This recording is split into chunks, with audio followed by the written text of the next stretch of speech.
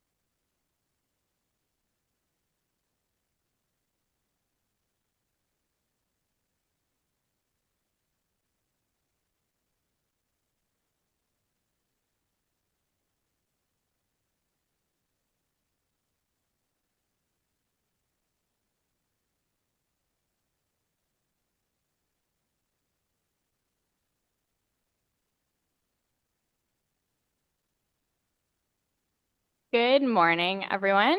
We're about to get started here. I know I'm usually not in the chair seat, so I'm just going to turn it over to the chair to say a quick word here. Good morning, everybody. And as you can see, Vice Chair Kitts today will be taking the role of Chair Kitts today. I will step to the Vice Chair position today as I want to ensure we have a flawless meeting, and streaming and internet is never a good thing. So plus Councillor Kitts or Chair Kitts is stellar at this, so I get to sit back and relax today. All right, over to you, Chair Kitts. Thank you, Vice Chair Tierney. I will do you proud, I promise. So to begin, Ottawa is built on unceded Anishinaabe Algonquin territory. The peoples of the Anishinaabe Algonquin Nation have lived on this territory for millennia. Their culture and presence have nurtured and continue to nurture this land. The City of Ottawa honors the peoples and land of the Anishinaabe Algonquin Nation. The City of Ottawa honors all First Nations, Inuit, and Métis peoples and their valuable past and present contributions to this land. Committee Coordinator, can we have the roll call, please? Councillor Bradley, Here. Councillor Derouse, Here. Councillor Desroches, Here. Councillor Devine, Here. Councillor Dudas. Easy. Councillor Gower, Here. Councillor Johnson, Here. Councillor Lowe, Here. Councillor Lula, Good morning. Councillor Troster, Here. Vice Chair Kitts or Chair Kitts. Here. And Vice Chair Tierney. Virtually present, thank you. Chair, you have the floor. Thank you so much. Declarations of interest, do we have any? Seeing none, confirmation of minutes of October 24th, 2024, is that carried? Carried. Thank you. Up first, we have the draft 2025 operating and capital budgets that will be held for a presentation. Then we have the Strategic Road Safety Action Plan Annual Report, which will also be held for a presentation, and we have delegations on both of those items as well. Status update, Transportation Committee inquiries and motions for the period ending November 22nd, 2024. Is that carried? Thank you. So we'll go back to the budget. Over to you, Cyril. Thank you, Chair. Good morning. Good morning, members of committee. So I'm here today with my colleagues, Vivi, Alain, and Tammy, and we'll walk you through this committee's budget. I'll just wait for the presentation to be brought up.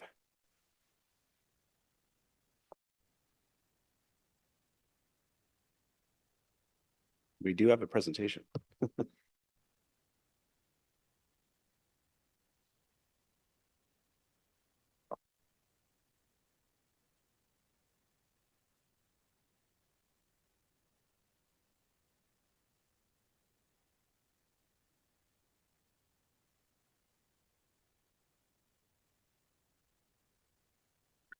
So you can proceed to the next slide. So I'll walk you through, this is a normal routine that you would have seen from the previous committees where I'll highlight the operating capital budgets, the funding of the capital program. And then we're going to move into the service areas that roll into this committee. I'll walk through fleet, and then I'll pass over to my colleagues to walk through their respective areas of the key highlights in this committee budget. Next slide, please. So as you can see in this budget, it is just over $509 million, close to $510 million budget. As I've spoken to before, in terms of the recoveries and allocations, these are scenarios where if you look at traffic services and roads specifically, this is where you see close to offsets in the other internal cost line.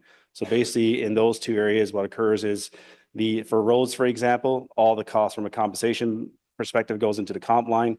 Then we push that all down to the activity level. So that's where you see the ins and outs on the other internal and the recoveries and allocations. We push the cost down to the various winter operations activities, summer activities in both roads and some other areas of public works. On the revenue side, just shy of 75 million of revenue, mainly two areas of revenue in this budget, and that's basically on the parking side and traffic side. So on the parking side, we have the parking permits and stuff on street parking, off-street parking. On the traffic side, this is largely related to the ASE revenue. That revenue flows through there. Then that gives you a net budget of just over $222 million. On the FTE side, there is additional 23 FTEs, just over 23 FTEs in this budget. It's a combination of some growth FTEs in roads. We have some additional FTEs in traffic to support their growth requirements. And then there's 13 FTEs in fleet. Of important note that those 13 FTEs actually generate a saving. So this is work that's being done either externally or elsewhere that we're able to bring that work in the fleet. And there's a net savings that's just shy of $300,000 by doing that. Some examples would be bringing our heavy equipment type maintenance inside. So every year we go through a process where we look at contractor services and areas where we could potentially do that more efficiently internal. I spoke to that at the community social services budget as well in Dan's shop in terms of the janitorial services. So again, there's another area that we look at when we talk about continuous improvements. As well in those 13 FTEs, that's supporting paramedics, supporting OPS. So we're taking more work on for OPS, which means that we can do it a little bit more efficient. And if you refer to their budget, they have a little bit of a savings there on their fleet costs. So that's the benefit of doing that. On the capital side, large budget, just over $480 million. Obviously, there's a big capital investment in this budget, specifically when you look at the roads network. As you've seen me talk about before, the climate change lens, there's just over 116 projects identified where there's some sort of impact to climate change. Again, this is the second iteration of integrating climate change into the budget. It's a priority of us, and we work closely with the climate change team. And basically that kind of breaks down in terms of the impact from a resiliency perspective and a GHG perspective. Next slide, please. This slide is just basically a summary of how that budget is allocated across the different service areas within this committee. I won't go through it because I spoke to a lot of that before. Again, the highlights there is basically what I previously spoke to. Next slide, please. On the capital side, so again, significant investments in our renewal, obviously the roads network and the integrated component of the budget as well parts that reside in this committee. And the integrated, for those, just as a reminder, this is areas where if we need to renew or fix the underground infrastructure, obviously we got to tear up the on-grade infrastructure of the road to get to the underground. So we kind of have that integrated program in here. There is a bit of growth in this one, in this committee as well. And then a little bit in terms of a service enhancement for a total budget of $480 million. Next slide, please. How do we pay for that capital? So basically, as I spoke to previously, the lion's share of this budget is renewal. That's the inner circles, breaking down by renewal of growth and service enhancements. And then the outer circles is basically the funding sources. So the majority of it is funded through reserves. We continue to invest more and more every year through our operating budget to the renewal program. As I've spoken before at different committees, we are on track to closing our infrastructure gap funding for 2026 as per the current long-range financial plan. We'll be back in the new year with updated asset management plans and long-range financial plans, but we're on track for that. And then we have some DC funding for the growth-related projects. Next slide. Jump right into the next slide. So a little bit of an overview on fleet services. So for the 2025 budget, again, this is aligned to our term of council priority for a city that is green and resilient. In this budget, we have our growth and replacement plan for fleet vehicles across the city. Of note, 61 of the plan purchases for 2025 are aligned to greener alternatives, whether it be electric or hybrid. We will be coming back to this committee in February with our green fleet strategy. And that strategy will basically outline or solidify our real approach to greening our fleet.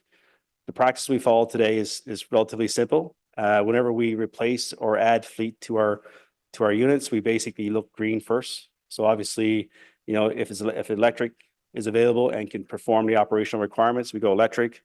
If not, we go to hybrid. And then if not, we go down to the traditional diesel or gas type units. Obviously, the priority is always operational requirements first.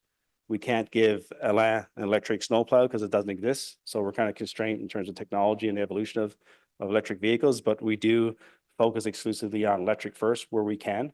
Of note, we do have just over 250 units in our current fleet complement that are either electric or hybrid, and we continue to focus on that. And again, that strategy will be coming forward to this committee in February. Next slide, please. So just a little bit of a touch in again in terms of some of the highlights from a service review. Fleet service was part of a fleet transformation as part of the service review framework. In 2024, we realized just over $6 million worth of savings in the 2024 budget. We continue to look at fleet from a transformation perspective, and we continue to take a more preventative planning approach moving forward and always focus on continuous improvement. Couple of examples, we recently, worked closely with paramedics to help support and centralize more of the supply chain, inventory buying. We're able to yield some significant savings there. Just something as simple as, working closely with Pierre's team, we can do more bulk purchases. So obviously when you buy in volume, you get better pricing. So that's a good example there. On our Greater Relife program, that's an example where if you see the bottom picture, these units typically, 10, 12, 15 years, and then we kind of replace them. We've done a number of units now where we've actually went in and did a refurbish, if you will, and we're able to generate between $250,000 to $300,000 worth of savings each time we do a refurbishment versus actually replacing the unit. So again, a couple examples in terms of how we continue to think differently and focus on continuous improvement. Next slide, and I'll pass it now over to Tammy. Merci, Cyril. Bonjour, Monsieur le Président. Hello, everyone. Community member, it's a real pleasure for me to present you the draft 2025 draft budget for our infrastructure services. Here with me today is Sue Johns, our Director of Asset Management, and we also have online Karina Duclos, the Director of Infrastructure Services. Next slide, please. Oh, previous slide. There we go. The infrastructure and water services budget supports the council priority of a city that is more connected with reliable, safe, and accessible mobility options. The budget includes several investments in transportation-related assets and infrastructure projects, including $254.1 million allocated to integrated roads, water, and sewer projects. Within that budget envelope also includes $69.5 million to road resurfacing, of which $13.5 million is for local roads. The budget also includes $13.6 million for roadway renewal work to restore and extend the life of the city's existing roadway infrastructure, including $19.18 million for pavement preservation, $1.7 million for roadway vibration remediation, $1.7 million for roadway engineering, and $1 million for cycling facilities. $34.8 million will be invested for the rehabilitation and reconstruction work on bridges, bridge culverts, pedestrian overpasses, retaining wall systems, and noise barriers across the city, which is based on needs identified through the structure's asset management system. Next slide, please. In terms of continuous improvement, Infrastructure Services has implemented the Infrastructure Quality Management System that aligns with corporate project and risk management framework and global best practices. This system ensures consistency in capital project delivery and provides an opportunity for continuous improvement through internal system evaluation, lessons learned, and corrective actions. We have also piloted the use of smart sensing technology to perform condition assessment on bridges. Et nous expérimentons l'utilisation de caméras. We're going to be actually experimenting with the cameras on vehicle to double check the state of our roads.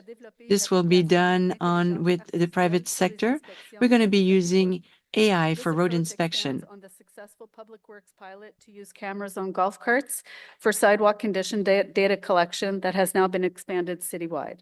Et maintenant, je passe la parole à Alain. I will give the floor now to Alan. Thank you, Tani. Hello, everyone. I will go now to what we're going with the public work. We have 3 persons with me today. They will be able to answer your questions. Next slide.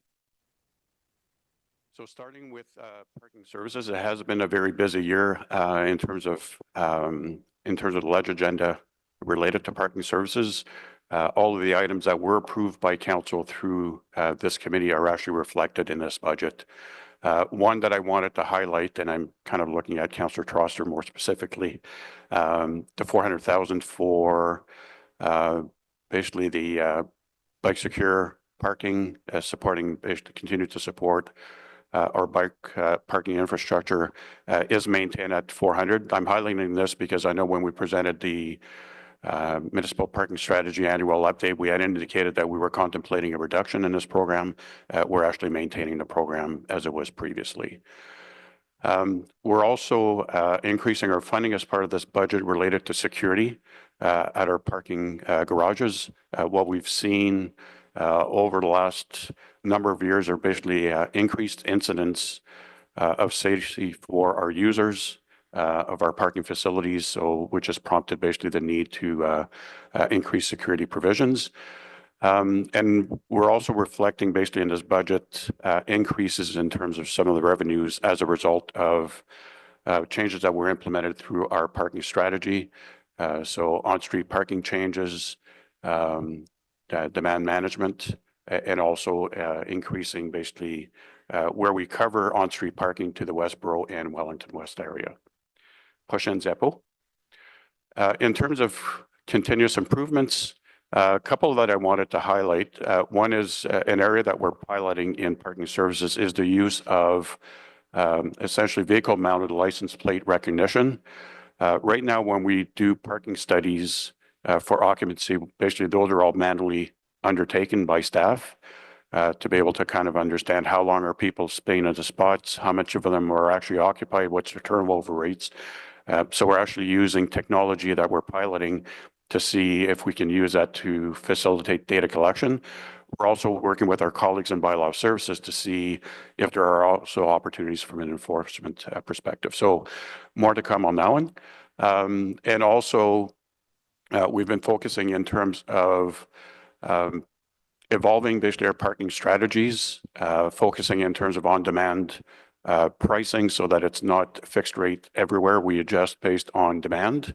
And also in 2025, we're going to be coming back with a report that's going to be looking at evening and weekend parking provisions. Prochaine diapo. Next So in slide. terms of road services, le service des routes veille à l'entretien des quotidiens Road de nos services. routes. We have to maintain our road to ensure safety. We will also look into efficiency gains throughout our network. A couple of items that I wanted to highlight as part of our roads budget. From a winter perspective, we are seeing an increase in this budget for winter operations to 95.3 million. That's about a 2.8 million increase over 2024. As part of that budget, we previously had allocated 13.7 million for maintenance of sidewalks. We're actually increasing that budget by $1 million to 14.7. And this is in alignment with the work that we have been undertaking over the last number of years to basically improve the services, the winter services for active transportation networks, predominantly our sidewalks and our pathways. We continue to have potholes, so unfortunately our budgets also continue to reflect that. There's 12 million in the budget for asphalt repairs, including potholes. The good news also in this budget, which stems from the Rural Summit discussion, is we're seeing a doubling of the investments that are being made for our maintenance of our ditches. So from 1.8 million annually to 3.6 million. We also intend to leverage our workings with the council sponsor group for the ditch alteration and maintenance group in terms of how we're going to be allocating those dollars moving forward. Just to pick up also on a point that Tammy raised related to the use of technology, you'll see a capital investments in our budget of 450,000 for sidewalk surveys. So we are legislated to undertake a survey of all of our sidewalks annually. This is part of our provincial minimum maintenance standards. We have over 2,600 kilometers of sidewalks. Traditionally, this has been undertaken by staff amidst the myriad of other functions that they have to perform. We're actually moving more to a contracted service that we've piloted over the last couple of years that will see basically improvements in terms of the data collection, the accuracy and the consistency of the data that's being collected. And through that, we also get to share that information with our colleagues in infrastructure and water services. The last item that I wanted to highlight is certainly the market, Rideau and surrounding areas are definitely a different world post-pandemic. We've had to adjust our resources in that area in terms of addressing cleanliness issues. So over the last couple of years, we had been piloting an increase in resources for evening and weekend coverage. And what you're seeing through this budget is we're starting to gradually basically transition from a pilot to embedding those resources within our operations. Next slide. In terms of continuous improvements, service reviews, a lot of work also being done in the road services area. One of the neat areas that we're looking at right now is piloting basically sidewalk controllers or salt spreaders for our sidewalk units. So all of our road plows have fairly sophisticated salt controllers to limit the amount of salt that we need to the absolute minimum. We don't have that same technology currently on our sidewalk units, and especially given that over the last number of years, we've been really increasing our focus on sidewalks. We are looking at piloting technology to ensure that as we provide more focus on the sidewalks, we're also trying to balance our impacts on the environment. I know that there have been a lot of concerns related to sidewalk maintenance, sidewalk repairs, the use of asphalt as patching material, which I, as many of you, don't really like that we have to use. That really is an interim solution. We are still piloting different products to move away, to see if we can move away from asphalt. Unfortunately, we're not there yet. But one of the elements that we have been successful over the last, I would say, 2 to 3 years is working closely with our colleagues in infrastructure and water services is to be able to more efficiently implement some of the discontinuous repairs that we've been undertaking.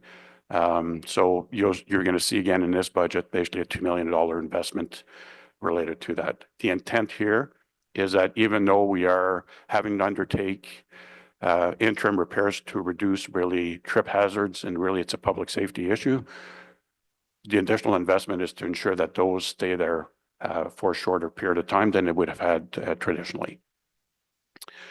Next slide.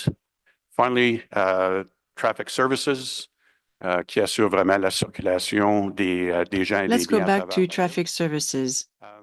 Notable This is throughout the city. in this budget, there is 2.9 million for additional speed cameras. At the end of this year, we will be at 60 cameras.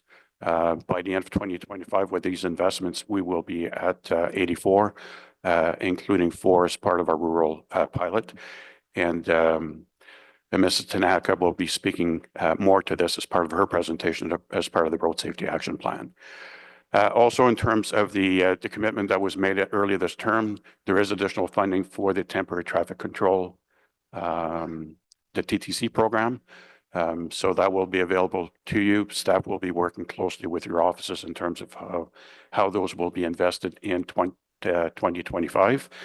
The other area that I wanted to highlight, because I know that there have been a lot of demands across many wards, is about new streetlights, where streetlights do not exist. This is basically, I would say this is the beginning of the program. So we're seeing 250,000 in the budget. It's a capital item, but if you actually look at the capital projection, that 250 is actually going to be increasing year over year for the next 4 years. And we will be working with you around, one is setting up a program and then how we see that rolling out. We're not going to be able to meet all of the demands, but I think at least it starts opening up to be able to address some of the more critical needs that we've had. The other areas that we've heard loud and clear in terms of pressures has been around the number of warranted intersections for signalizations that are currently warranted, but how slow it is for us to get to them. So if we go back to a few years ago, basically the base funding that we had for that program was 2.7 million. What you're seeing in this budget is basically is 12.7 million. So still at 2.7 million. There's an increase this year of 5 million. Plus, Ms. Tanaka was going to be indicating through the Road Safety Action Plan presentation that there is 5 million that's also being directed from the ASC revenues to support that program. Additional investments through the Road Safety Action Plan are 4 million for in the rural areas for skewed intersections, and also continued investments towards the priority areas that are identified in the Road Safety Action Plan. Next slide. And finally, for my part, are some of the enhancements that we continue to do in traffic services. Certainly not highlighted here. One of the prominent one is our continued partnership related to Area XO in terms of how we're really looking at autonomous vehicle technology, using AI and working with our partners. We are undertaking a traffic calming review of the current processes that we have that will be coming back to this committee in 2025. We've seen significant benefits in the first year of operation of having the city to have its own processing center for the ASC tickets that are being issued at a point where basically previously we were capped by the ones that were processed in Toronto. Now all tickets are being processed here in Ottawa, and we have not had to impose a cap to this point. And also the one that continues to be certainly a highlight is our LED conversion. All of our street light or traffic signals have been converted to LED. A lot of our street lights have been converted to LED, and we continue to provide a focus annually on LED conversions, but now we're into conversions that are a bit more costly, a bit more tricky to convert, but our commitment to that conversion programs continues. So that concludes our presentation. I'll hand it over to Vivi. Next slide, please. Thank you, Alain. With me today for transportation planning is Jennifer Armstrong, the director of that service area. And I'll also be speaking to right-of-way, heritage and urban design. So we have Court Curry available as well. So this first slide is about the growth project investments for the larger roads and transit projects. And many of them you have seen through the planning phases when the EAs were presented. So I'll just get right into them. The first one is 10.9 million for Green Bank widening from Champlain Mills to Barnesdale. And because most of these projects are large and with a high cost, we're acquiring the budgets through multiple years. So we call that multiple year funding, and this is one of the projects. The design for Green Bank is underway, and there will be a first phase implementation to that Karina Duclos' team is working on so that we can get that out there, build the facilities and have it in service to help the growing community. Second bullet is 10.4 million for CARP widening from the 417 to Hazeldean. And this is to help build up the funding for implementation, because in past years' budgets, we already have the design, and the design will be starting very soon. 2 million for Earl Grey Underpass, and that means this project is fully funded for implementation. 2 million from Maribleau widening from Decoeur to Renault, detailed design. And this supplements the 2 million from last year as well. And 4.1 million for the Renault Road realignment, a big project for the East End along the Brian Coburn extension. And that is to start design in 2025. 13 million for intersection control measures and network modifications. This is what we do when we don't have the funds yet to widen the roads. So we take care of the intersections where the bottlenecks happen. So, you know, we're helping build capacity incrementally through this program. And 8.2 million for transit priority measures. And that includes the work that we're going to do on Innis between Navan and Blair. 3.4 million of that is to start the design next year. And also for the Montreal Station Transit Loop. It won't fund it all. So we have other dollars sitting committed in works in progress accounts that you'll see at the back of the budget document. So we'll use some of the funding from previous years for transit priority for that, for the Montreal Station Transit Loop. Next slide, please. These are also other accounts that and funding that support the community, and it includes planning studies as well. The first one, 12.8 million for enhancements to active transportation. That covers multiple programs that you'll see in your budget document for cycling, sidewalks, missing links, and development sidewalks. And some of the which you'll see would be in major structures. Then 1.5 million for neighborhood traffic calming. So with this is an annual program.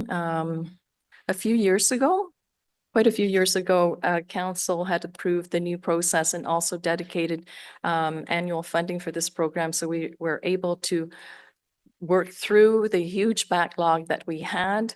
And the new process is once the project is up for priority for study, and then once that work is done, it's also prioritized to get to go through for implementation with funding. So that program is moving along quite well.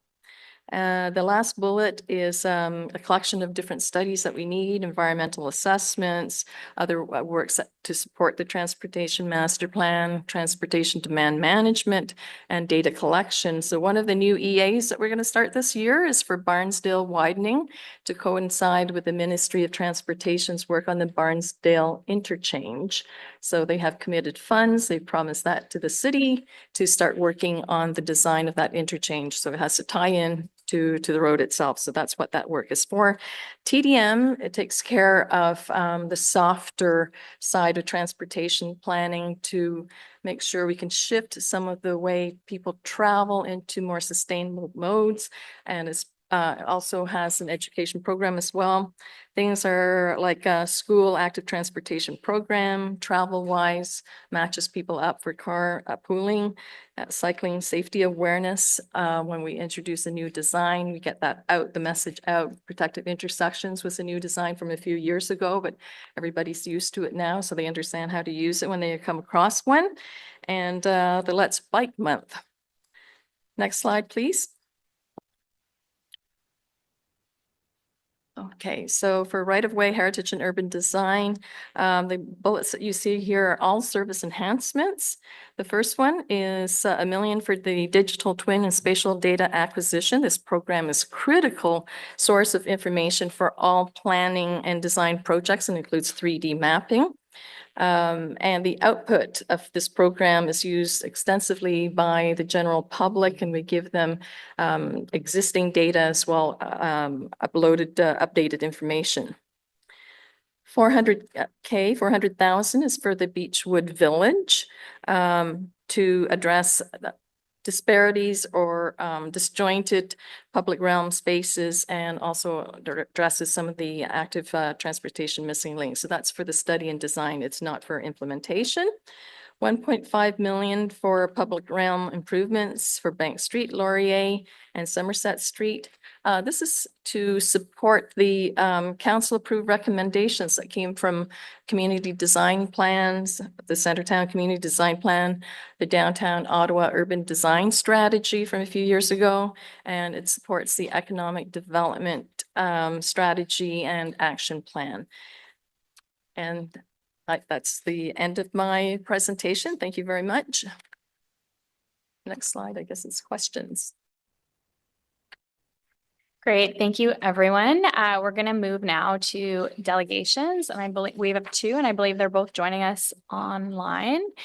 So first up is Ken Holmes.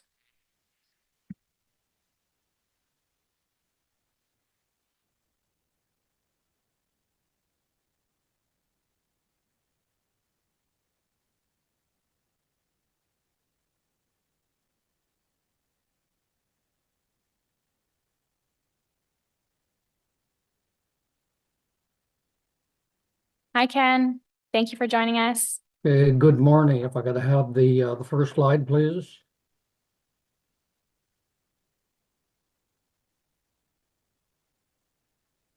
Yeah, just give us a second. We'll get your slides up. Hopefully this is not counting against my 5 minutes.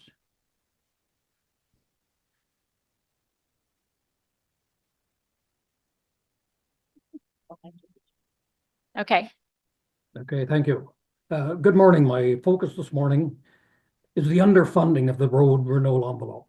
This budget will do little to improve the overall deteriorated condition of our roads.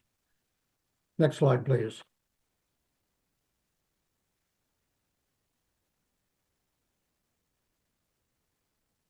Our asset management plan and the long-range financial plan establish a state of good repair as the normal condition of our roads. Looking at this dial chart, the overall condition of our roads is not in that state of good repair. It has fallen into the fair category. Next slide, please. Looking deeper, we can see the condition of the different categories of our roads. Only if the pie segment is green is it in the good condition or better. Randall Denley recently expressed the condition of our roads as follows. Some 60% of our arterial roads were rated only fair or poor. More than 70% of the collector roads are also only fair to poor, and local roads had more than 40% rated as fair or below. Next slide, please. Our Auditor General reminds us that deferring maintenance is a short-term solution with long-term impacts. Yet we've been significantly deferring road maintenance for over 25 years. Next slide, please. This slide illustrates the impact of time on the condition of a road. The black curved line illustrates the typical deterioration of the condition of a road. Note the yellow horizontal band of the fair condition category and how the road condition deteriorates quickly the longer a road remains in the fair condition. Once a road has fallen into the fair condition, it will often require repair costs 4 to 5 times what it would had it been renewed in a timely manner. Next slide, please. The Canadian Infrastructure Report Card Group advises that we should invest in road renewal at 2% of the value of the inventory, or the condition of the inventory will deteriorate over a period of time. Next slide, please. So where are we? The Amalgamation Transition Team recommended funding of road renewal at 1.5%. That figure was incorporated in the city's first long-range financial plan. However, that rate of investment was never achieved, and subsequent LRFP figures were set lower. This draft budget proposes $130 million for road renewal. That is 20% lower than the first long-range financial plan and 40% less than what CIRC recommends. Using the 2% figure, this draft budget is short by $190 million. Next slide, please. The 2022 Asset Management Plan estimates the cost to maintain all road infrastructure for the next decade is $1.5 billion. The auditor, however, advises there is a funding gap of over $900 million in those figures. Our road renewal backlog will continue accumulating over the next decade at a rate of about $90 million a year. Next slide, please. The consequences of this insufficient funding of roads maintenance and renewal will mean that roads will continue to deteriorate and that automobile owners will bear additional annual maintenance expense of $100 to $500 per vehicle. Next slide, please. The annual shortfall in funding our road renewal work is of the same order as that of OC Transpo shortfall this year. We must undertake a Roads Get Well program. This is necessary to plan our way forward and to guide our annual budgets. Without this undertaking, we will not improve the overall condition of our roads. We need a long-term plan, the components of which are a long-range financial plan that should target annual funding of road renewal at 2%, and an asset management plan that must include measurable goals to return our road inventory to a state of good repair. Next slide, please. In the briefest of summaries, the 2025 draft budget road renewal program will not significantly improve the overall condition of Ottawa's road infrastructure. And to bring our roads inventory to that state of good repair, the Transportation Committee will have to work beyond the annual budget process to get the asset management plan right and to have the long-range financial plan reflect the right level of funding, and also to implement a Roads Get Well program. Next slide, please. Ken, you are at time, so if you could just wrap up very quickly. That concludes my presentation. Leave that slide up there, please. Thank you. Wonderful. Thank you, Ken. You do have a question from Councillor Devine. Hello, Ken. Ken, thank you very much for bringing this today. You have no idea how much I appreciate your presentation. The question that you raised and the alarm that you raised is certainly one that I know that I've raised myself. I remember being very, very taken during a Toronto municipal election when one person who was running died on a platform of advocating for collecting a certain tax levy that was aimed exclusively at putting into a long-term investment bank for infrastructure renewal. And that was the kind of thing that killed that politician. But I know that when I hear the kind of numbers that you're talking about our gap, it certainly raises my alarm. So Ken, I just want you to know, figuratively. So Ken, I'm going to be, figuratively. He's still among the living. Ken, so later on today, you're going to hear a notice of motion from myself.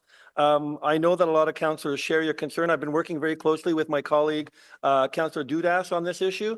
We're going to be bringing a notice of motion that will be hopefully moving the needle a little bit, not nearly to the degree that you raise, but just so you know, what you raise is certainly something that is on a lot of people's minds, and thank you for flagging it in such detail. Thank you. Thank you, Councillor Devine. We have no other questions for you, Ken, but thanks as always for joining us.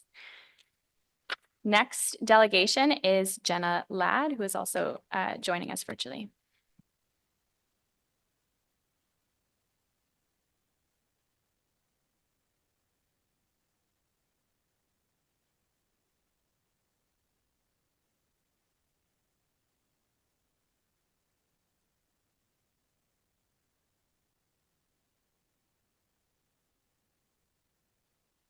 Hi. Thanks, Jenna. Go ahead. Hey, thank you. And I want to commend Ken on that presentation. That was really, really well done, really beautiful. He can have a minute of my time. I won't be quite as much. So I was speaking to an item that hasn't been addressed yet on the table, and there is an item for public bathrooms for funding in Centertown within the transportation budget. Perhaps Councillor Troster can speak to that a little bit more in the future and explain sort of where that funding is coming from. But she has invited me to be here to speak to our experience as a small business in Centertown. So I did write something today. I'll try not to sound too robotic, but again, perhaps Councillor Troster and her delegation can provide more information on this funding within that transportation budget. So I want to start by acknowledging that my observations, comments, and feedback come from a place of recognition and compassion. Much of the challenges presented in this issue and with this funding center around the unhoused population in Ottawa.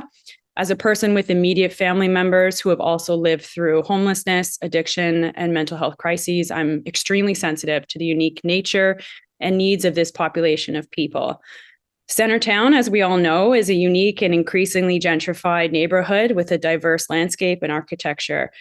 With rising economic costs, no surprise to us, we can all agree that we have a cost of living problem on our hands for many of our residents, which contributes to both the increase of community mental health challenges, lack of adequate housing and social support, and small businesses like ours and private spaces choosing new locations like we have that are more affordable and often found off the main streets or as secondary units, part of primary units. It's in these tight and quiet spaces like our business is found, which is away from the public eye, off that main drag where we see these challenges presented. And I'm here today to provide a little bit more insight on what we see on a regular basis. So our business is located in the rear of a popular street front building on Somerset Street West, about 200 meters shy of Dundonald Park. A laneway is one of our main arteries to access our front doors, which actually is the rear door of our building. Too often, then I'd like to recount, we found human feces scattered along our laneway, on our walls, on our front door gardens, and urine splashed along our door adjacent fence, along our garage doors, pretty much in every corner and every facet of the exterior of our building on a regular, non-seasonal basis. We've only been in our unit since mid-2021 after having moved from Hintonburg to find a more affordable space during the pandemic, and only recently have advocated for enough security cameras and exterior lighting for our team and our community safety, as well as the safety of our unhoused population that tend to frequent the exterior of our building. So in speaking with a few unhoused folks in the last couple of years, we've had the privilege of some really thoughtful conversations. It became clear to us that the lack of safe spaces for rest and adequate social services where basic needs like bathrooms are available 24 hours a day is a significant issue. We've been asked ourselves to use our facilities, but when you gotta go, you gotta go. When there's no options, I do not blame these individuals for having to use the exterior of our space for their refuse, as there's no other option. As a local business owner, we find these challenges are increasing because the options of support for our unhoused feel to diminish or get recalled faster than they become available. So it places our guests and our team and our community in a challenging position to clean up human waste on a regular basis. I recognize the challenge with public bathrooms and associated costs, having lived in different places in Canada and across the world. We've already had municipally owned and operated options downtown and within our LRT system. So we do know that these facilities exist and they can be maintained to some degree. I'm not privy to your private roundtable discussions on the pros and cons of these kinds of initiatives, but I do speak for many of the businesses within Centertown, our community, our people, our family, our kids, that this is something that would be welcome. It would be a step forward for Ottawa, and they would definitely advocate for the same thing and share a lot of the similar stories. So I want to thank you for offering our voice today as a small business in this little tiny corner of the city, but it means a lot for this consideration to happen to make our lives and our growth possible, as well as keeping our kids safe, keeping our unhoused population safe. And that is it for me. Great. Thank you, Jenna. Right on time. We do have some questions for you, but thank you for sharing that important perspective from Centertown. I'll just ask, I know there's a lot to unpack in that delegation, but to try and keep questions to the budget. Thanks, Councillor Troster. Thank you, Jenna, for being here. And I really appreciate your voice. Yeah, so for folks who don't know, the reason that bathrooms come under this budget is because they're under right of way. So Court Curry can speak to that if anyone has any specific questions. So this is a big budget item, Jenna, and I'm just curious for you because I know there have been a lot of discussion among business owners about the best ways to support downtown businesses who are struggling with these issues. So I think you've made it really clear how a lack of bathroom access is a real problem for you. I'm just wondering what you might say to other business owners who sort of bulk at this expense, who think we might be helping small businesses in other ways with this kind of money.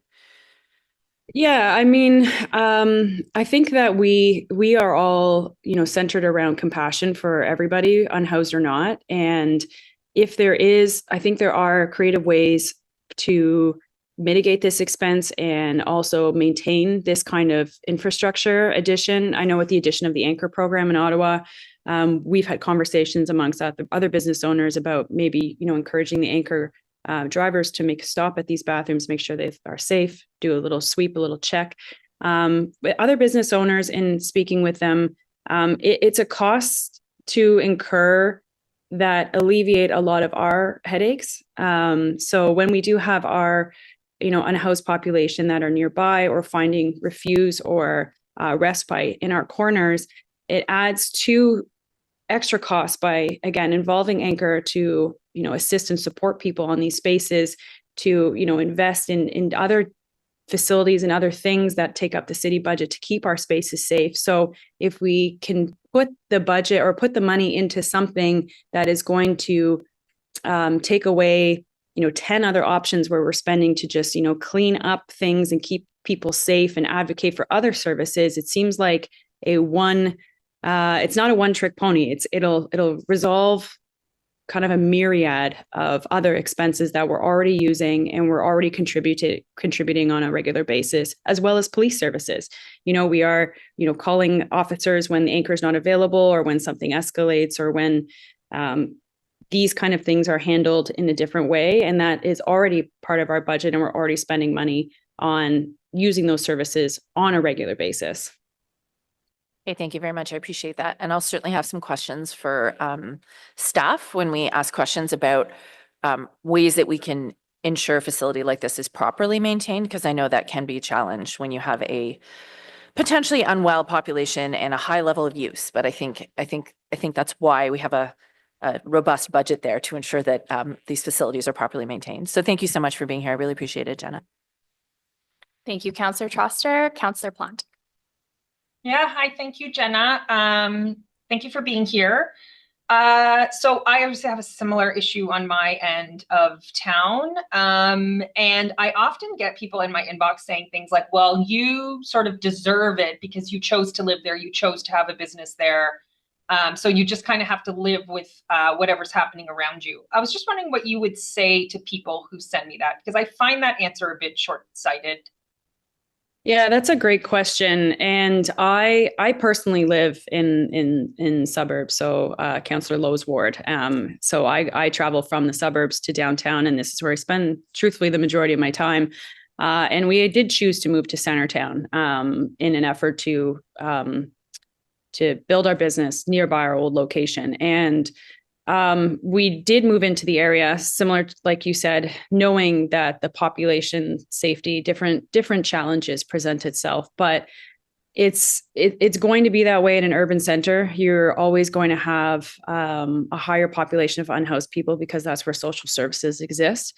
And you are aware of that, but it doesn't mean that we turn a blind eye. It doesn't mean that we just let those individuals not feel supported. They're still people. They're still our peers. Whether their lifestyle doesn't look like ours and their facilities are different than ours, they're still human. They're our brothers, they're our sisters, they're our neighbors. So that excuse saying you chose that and this is what you get, there is a degree of challenges that come with things. We have trained to be able to deal with addictions and overdoses and signs of distress. That is something we're aware of, we moved into, but having to move someone off your property because they need to use the bathroom or scoop up feces because there's a viral infection going around.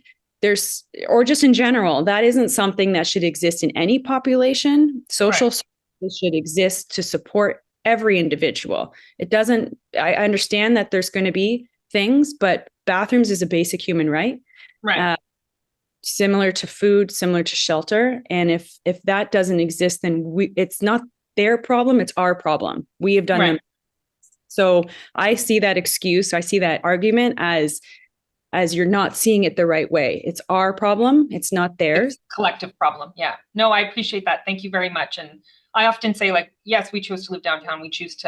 We understand that there will be lots of diversity that comes with that, but there's a limit to just pawning that off on people who, quite frankly, are, trying to run a daycare or run their business or get to school. There should be a higher level of responsibility here. So thank you so much. I really appreciated your answers. And you're probably like super extra fit, and I appreciate that too. Thank you.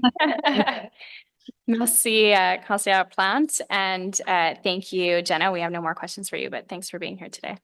Thank you. Okay, so we will move to questions to staff, but first we have a technical amendment from Councillor Gower. Be it resolved that the Transportation Committee receive and consider the revised budget book reflecting the following amended pages. Page 17, English and French book to correct 3 traffic services user fees. And page 167, English book to correct the narrative in account 911654, downtown Ottawa self-cleaning public washrooms. Thank you. Can we just carry that now? Carried? Great. Okay, questions to staff.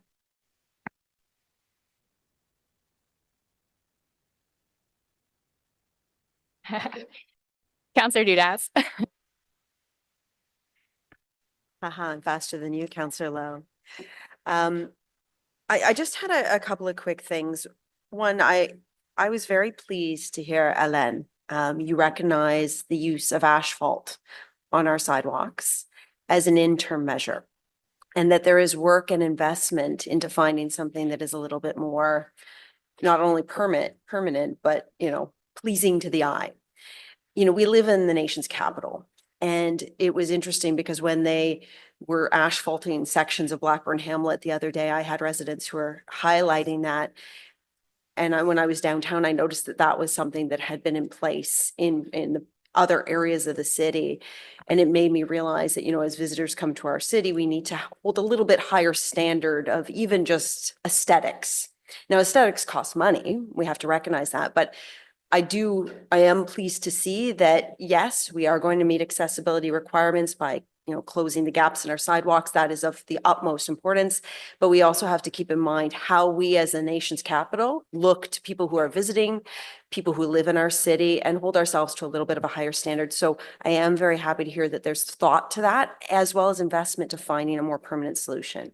So thank you for addressing that. I also wanted to note too, your recognition of, I'm all over the place, but there's a lot of good pieces in this budget that I just want to pull out here. Salt spreading on sidewalks. As you've noted, on our roads, we have seen a decrease of those piles of salt that has been addressed in a lot of the areas that I represent. But we have been seeing that there's a bit of an offloading of the salt in piles when the sidewalk plows were coming through, just because of the mechanics of the operation. I'm pleased to hear that that's going to be addressed. There'll be a little less of an issue in terms of how that's laid out. I don't know the technical terms, but I do know that I get that kind of comment from residents often. They'll notice these things. These are things that seem small in the grandiose plan of a $5 billion budget, but it's quality of life, it's everyday life for our residents. And I'm pleased to hear that staff have recognized this and that we're going to be seeing improvements in that fashion. I did quickly want to ask something. It's a little off key. You mentioned that culverts and ditches will be addressed, in particularly in rural areas, that there's investment in that. There are many areas of our city. I know College Ward has them. I know, Orleans West Innes has them. Older communities where ditches are in urban centers. And I was just wondering if there was going to be any, not necessarily investment, but additional eyes on those particular ditches, as well as any plans to convert any of those ditches in the future to more of what we would see in an urban setting. So Chair, I'll start with the response and then I'll hand it over to Quentin Levesque if he's got more to add. So I think your point is very valid that we have ditches in the suburban areas. So it's not strict to rural. So basically the funding would apply wherever we have ditches. In terms of how we're going to be allocating those investments, at this point, it is focused on maintenance. So it's not about converting ditches to a pipe system. There are different processes for that. But it's really focusing on ensuring that where we do have ditches, that we improve basically the performance of those ditches. And knowing that Tammy is sitting à côté d'eux, once again, maybe as we work to improve our local roads or our road networks, we can incorporate them into complete street projects, because and I know that that's something that we do. It's just that I give the example of Tovet or Colette Street in my ward in particular, where they're pooling, there's issues with the drainage, and we'll be looking to convert those streets into something a little bit more appropriate to urban settings in the future. So what I can confirm, Chair, is that we do have a program that takes a look at drainage studies and would include ditching as well. And so in some cases, the ditches perform very well. So in a situation where the ditches are performing at a very high level, there would be no requirement to convert them to a piped stormwater network. However, in the review of those studies, if it's found that it's not possible to maintain the ditching and that a pipe solution is required, that would also be looked at during that time. Thank you very much. I also wanted to note the 1.5 million for NTCs, neighborhood traffic calming. And, Vivi, you had mentioned that we're moving along with that initiative. I wanted to note that has been a stark improvement. Your team has been wonderful in addressing those NTC requirements for our communities for more permanent traffic calming measures and fast tracking that. I was wondering if that 1.5 was enough. Once again, we don't have an endless supply of money, but once one of my streets, Boye, had been identified, it had been fast tracked. Residents opted not to pursue those options, but I haven't heard of any more in my ward, which is a significant, sizable ward. So do you foresee that there'll be future budget asks to increase that particular budget to fast track more of those projects? Because as much as I appreciate the temporary measures, what we want to see is permanent measures that supersede temporary initiatives. Chair, yes, definitely. We do look at that from year to year. We look at the demand and look at how we balance our budgets as well. Because this is kind of reactive to existing conditions, it has a very small percentage of development charges. So a lot of it is funded through the tax base. So we look at this all the time. Previous years, we got zero funding, but that's many years ago. And this has been going up. That's slightly lower this year than previous years because of the budget that we have to work within. But definitely, we anticipate that we could get a little bit more each year. It just all depends on how we balance everything out. And I know my preference, and I think, you know, I speak on behalf of my residents, is to see the more permanent measures. Flex dates are lovely, but they're seasonal. And I think, once again, to see that we're moving forward with initiatives to improve our roads so that they're safer for all users on a permanent basis would be lovely. So I look forward to speaking to you about upcoming budgets and how we can kind of maybe move some of those funds in that direction. And with your indulgence, Chair, just one more quick comment, or I can go back on. I don't know what my time is like. I'll be very quick. It's about local roads. I just wanted to speak to that. I was very pleased to see, I think it's 13.5 million set aside specifically to local roads. I wanted to thank Tammy specifically for working very closely with myself on my community's needs. I do want to share that, you know, we have what, over 6,100 kilometers of laneway in our city. Probably more by now. I'm probably going with that. We have an enormous city of various geographic needs, rural areas, urban, suburban, center.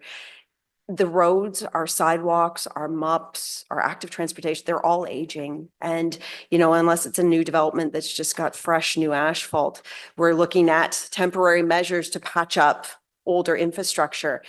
I will always want to see more money invested in our infrastructure. It's always more prudent to spend money upfront than to try to fix in an emergency. It's going to cost us more in an emergency to repair a road or a sidewalk than it is to be proactive. So I will continue to work towards those means, but I was pleased to see in this budget that we're starting to address some of those local roads, the ones that maybe aren't qualified as a collector or an arterial, so that we can start chipping away at those needs. So we're not seeing emergencies on those roads. I have no question. That was the end of my comment. Thank you very much for everything you did to put this budget together. Thank you, Councillor Dudas. Councillor Lowe. Thanks, thanks, Chair. What Councillor Dudas doesn't know is I deliberately don't go first. So I'm quite excited by the budget item that looks at new street lighting. Right, like as one of the four councillors that sort of represent an area that was known to not do street lighting and on a lot of pathways, a lot of inner residential streets. This will sort of slowly chip away at it, and I know it's just the start of the program. Can you I guess give me some insight into how are we starting like next year, or is this are we just sort of building up a reserve first, and then how different requirements will be prioritized? So Madam Chair, I'll start, and maybe I'll ask Krista to elaborate a bit. Because it is a start of funding, one is we are going to start to build a program. There's two types of street lighting that we try to address, are basically unique areas where basically it's one light here, one light there. There's also pressure in some areas to say, well, light more sections of certain streets. Those tend to be a lot more expensive. So as we've done on intersection modifications, for example, it's probably going to be a mix of localized streetlights and then planning for the future around higher priority needs to say, okay, how do we build the funding over time? But I wouldn't mind if Krista can just step in terms of how she plans on building kind of that program at a high level at this stage. Thank you.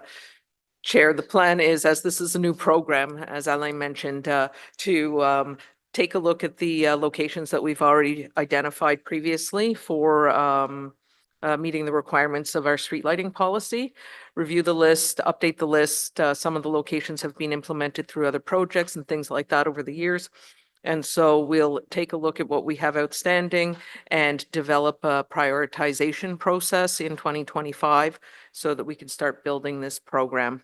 So we will implement as many new streetlights as we can with the funding that's available in 2025, and then build on that once we've got a prioritization process in place. Okay, thanks very much. That is encouraging. I understand the whole process of it. In a lot of the inner residential streets in the former city of Nepean, we also have a lot of lawn lights that essentially act as street lighting. There are right now there are bylaws that require people to maintain them in good working order, period. But there's no requirement for them to keep it. So basically the enforcement stops once that light gets removed, right? So do you foresee a reality where perhaps for a specific area of the city, specifically former Nepean, where we can look at more of a bylaw to help with some of the lighting requests? Because I know some of these, bylaw to re-implement the mandatory lawn lights as a way to cover some of that gap. Yeah, Chair, I'll just start with that one and then I'll ask Krista to elaborate a bit, because there's a lot of unique circumstances out there, especially tied to provisions of former municipalities. So it's probably not just one straight answer. So I'll ask Krista to fill in some of the details. Yeah, thank you, Chair. That's something that we'll have to take away and evaluate further. Okay, no, sounds good. Last question relating to this, and then I have one other question. Are these are you looking at pathways, streets, both outside of parks, obviously? Thank you, Chair. It would be for locations that meet the current street light policy. So yes. Okay. My second set of questions, it's just one, but there are right now in the 417, there are a lot of LED streetlights that are starting to turn purple because the phosphor that's supposed to filter out the blue and purple natural LED lights has coming undone.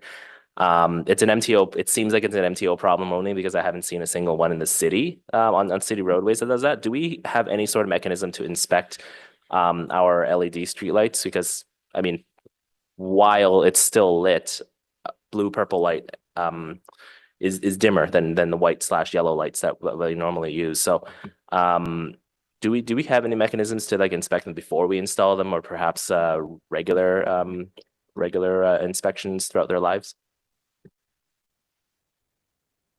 Thank you. Through you, Chair. The lighting you're referring to is not really a problem for the lighting that we're using in the city, our LED lighting. We do have a process with our vendor to review our lighting and do maintenance of the lighting. The budget actually includes an additional $500,000 for a second crew to help complement the existing crew that deals with service requests related to lighting and general maintenance. Great, that'll be helpful. Thanks very much. Thank you, Councillor Lowe. Councillor Gower. Thank you. On automated speed enforcement, based on when the budget was tabled, I'm assuming there's no assumptions baked in around impacts of a longer term Canada Post strike. Is that right? Through the chair, that would be correct. Yes. And do staff have any concerns about collecting revenue from tickets if there's a prolonged strike into 2025? Chair, I would say yes. The longer the strike goes, the longer that puts an impact on the collection. So I would say yes, there's a concern that we're watching closely. And if we don't achieve the revenue that's budgeted, what mitigations are there? So through the chair, so what we've done with the AAC program is, again, still relatively new. So it's really, cyclical. Mm-hmm. So we do have a component of our cost structure that is variable as well. So we don't incur all the permanent costs up front. So we have a lot of temporary staff as an example. So we're able to scale and scope to kind of mitigate that, at least in the short term. But the longer it goes on, obviously that would be a larger impact. So we'll look at other items in terms of risk mitigation. Longer it goes. And I think I heard Alain said we're up to date now. We're not losing, or we're not having tickets expire because of the length of time it takes to deliver those tickets. Can you just remind the committee what those deadlines are and how the strike may affect that as well? Yeah, so just a clarification, Madam Chair, the reference that I was making is basically certainly to date, any tickets that have been issued have been processed. So in the past, what I was speaking to was the limitations that we were capped with Toronto. Now we don't have those limitations in place, which means that basically more of the tickets that the infractions, the tickets are being issued. There is a 23-day time period in terms of when the traffic needs to be issued, and that's the piece that's currently in discussion also with the province around flexibly related to those timelines if we see a prolonged strike event. And the city is also working on additional contingency measures related to that. Okay. From just operations, the moment the strike ends, does that mean there's a whole batch of tickets that are going out in the mail? Yeah, so the city has contingency plans, and I don't necessarily want to be getting into a lot of the specifics on them, because part of our messaging to residents and users is basically don't think that because there's a strike that we're not going to be processing the ASC tickets. So we still don't want people to speed. We are putting contingency measures, and those measures will be activated depending on the extent of the strike. As Cyril indicated, are there concerns with an extended strike? Yeah, there are definitely concerns. And that's why we're looking at different mitigation measures, including the work with the province, because we're not the only city that are in that position right now. Okay. And the last question, do we keep any data on unreadable license plates and the number of tickets that might be, or infractions that might be rejected due to unreadable license plates? Yes, thank you. Through you, Chair. We do receive performance reports on a monthly basis for all of the cameras, which indicates how many incidents were rejected due to unreadable license plates, weather events, things like that. So we do have that information. Is it a significant amount in staff's opinion? I don't have the number off the top of my head, but we could certainly follow up with you on that. It's not a significant amount. The charge rate is actually quite high and in line with what is expected. Okay, thanks, Chair. Thanks, Councillor Gower. Councillor Johnson. Thank you very much, Chair. So I have a few different questions. I'll see if I can get them done in one. Otherwise, I'll come back on. So I asked this question at the Community and Social Services Committee as well for the Public Works team.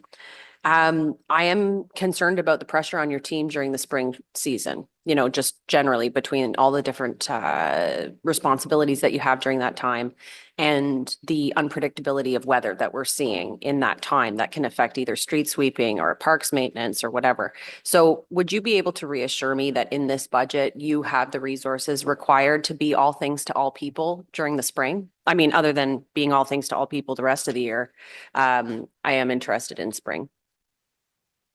Yeah, Madam Chair, it's, you know, we are very subject as a department to Mother Nature. And that's why the budgeting, we work closely with Cyril and his team in terms of basically our budget forecast. We don't just look at 1 year of data. We often look at multi-years of data to be able to establish our projections. Our commitment at the end is to deliver on council standards that they've approved. When events do happen, yeah, we're having to reassign resources to be there for the community. Usually it's for a short period of time. And usually what we try to do is basically advise council of basically areas where they may see slippages in terms of some of their services. Grass might be getting longer in parks, for example, on the side streets, but we will catch up as soon as we can. What we try to focus though is to meet our critical service standards. The relationship to parks, if there's areas where there's an allocation component, where there's a revenue generation component, those will also be priorities for us. So those are going to be really the last resort resources that we're going to redeploy. I think that's the value that we have with the department. We're 1,500 strong and have the ability to be nimble to react to basically what's thrown at us in an effective manner. But basically, the standards that we have are always top of mind, so as a community well-being. In the spring, we see sometimes that weather can impact the the street sweeping schedule. The street sweeping schedule can impact the installation of TTC measures. And of course, TTC measures have to come out by a certain time also due to weather. And so I'm wondering whether there's any reflection in terms of operations between your team and traffic services into, you know, these shifting seasons for these programs, so that residents, get the maximum return on investment from those TTC measures, because again, they are limited, very limited in what they can do. And we seem to be putting increased budget there while the NTC program sometimes doesn't see the same investment.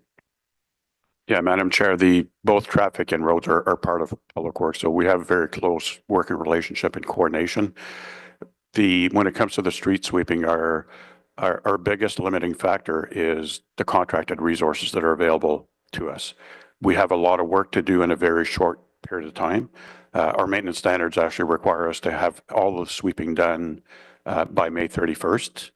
But what we do is we work closely with our traffic team, where essentially they're following in the background where areas where we've done the sweeping, they're able to go ahead and implement the TTC. So it's not like we have to wait for everything to be done for them to mobilize. Basically, we're mobilizing those pretty much in sync. Now, if there are delays to that, yeah, it will have a consequence. We're very well aware also of that cascading effect. So this budget will give you what you need to continue. Correct. I wanted to just ask about the fleet. So we passed an idling bylaw refresh just earlier this year. And I wanted to know whether there had been, I had heard offline from some staff that, you know, we've got some bleepers on the vehicles to prevent idling. But of course, residents do see that there's a lot of city vehicles that idle. So I'm wondering if this is something that's factored in terms of an efficiency or cost savings. Through the chair, yes, absolutely. As part of our component, we do see I think it was 80-90K in savings on idling. The one thing to remember is from a resident perspective is a number of our fleet are required to run idle in order to perform the job. Like our traffic trucks, for instance, you know, there's a lot of those big pieces of equipment are running other ancillary type equipment from the unit. So sometimes you will see units, you know, idling for an hour or two, but it's required for the task that they're doing. We do have technology on our fleet, all of our fleet, to track idling, and we share that reporting out with the departments, and we monitor that and report back between all areas of the organization that use fleet. Okay, great. Can you speak to the money in the new Ontario-Ottawa deal, the 50 million for rural roads, and how that's factoring into this 2025 budget and beyond, whether we're seeing some reallocation of existing city resources to other roads, given that the rural got a little boost there? Through the chair, so if you refer to the roads resurfacing program in the capital funding summary template, you'll see how that program is funded. And if you go across the funding elements, you'll see a revenue item there. I think I don't have the right page, but I think it's around $23 million for 2025. The Ontario-Ottawa deal said 10 million for 24, 20 for 25, and 20 for 2026. Now we have some flexibility in terms of calibrating that. So that's why there's 23 in 2025. And basically that's how that rural roads component is being funded as per the deal.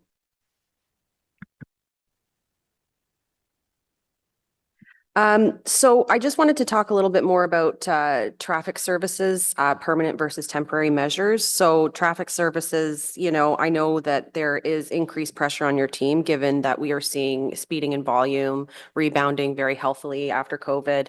And I'd like to understand, you know, whether you have the resources you need in this budget, but then I'd also like to understand what kind of efficiencies you found in terms of delivering on your mandate. One of the things that I was thinking about was understanding that we're using the armadillos to collect data only for 24 hours now versus 48. I wanted to know if that's been something you've had to do because your armadillos have to go all over the place now and you have to sort of spread them out, or whether you think that there's actually an efficiency in terms of the data collection. I'm anxious that we're compromising some of the data collection for the sake of stretching our resources here.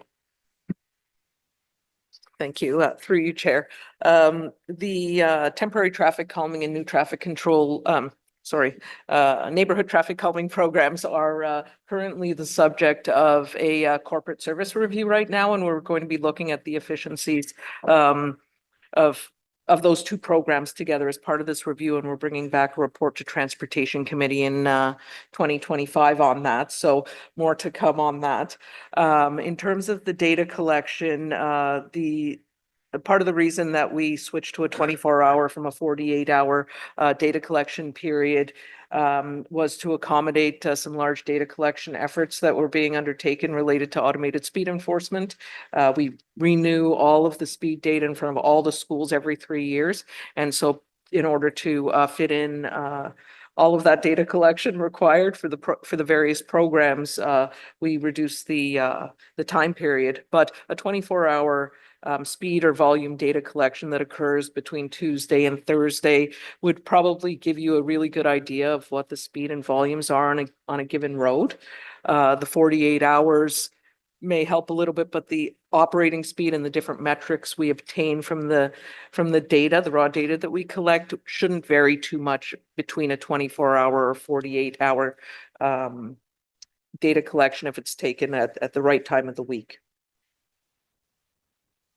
Okay, well, I'll look forward to that review next year. You know, I do want to ensure that we're preserving the integrity of our data collection, regardless of what kinds of pressures are being done in a seasonal or cyclical way. And I think it has been very well communicated by all people around the table that we want to make sure that we're giving you everything you need in this area. It's certainly a demand from my residents.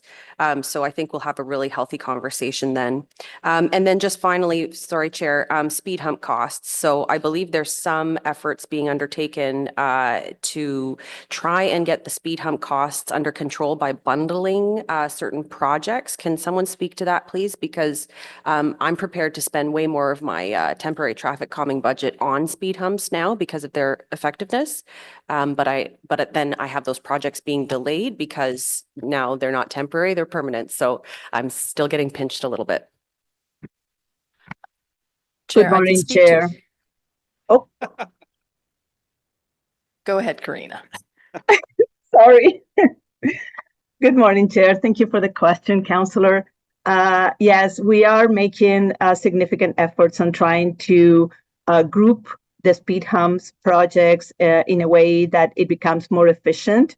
I do know that we had a couple of speed humps in your ward that came over budget, and we recommended to do them next year so we can get better competition. So we are looking with our design and construction manager on different opportunities to try to get this done, especially early in the season when we can get contractors that give us better prices. We are also looking at coordinating and incorporating it with some of the projects that we have ongoing so we don't have a missed opportunity. Okay, great. Thank you very much. I think you can anticipate for some of the wards that don't get the full street renewal that we're going to be looking at other ways to implement more permanent traffic calming solutions, which includes leveraging our TTC budget. It's one of the few we have.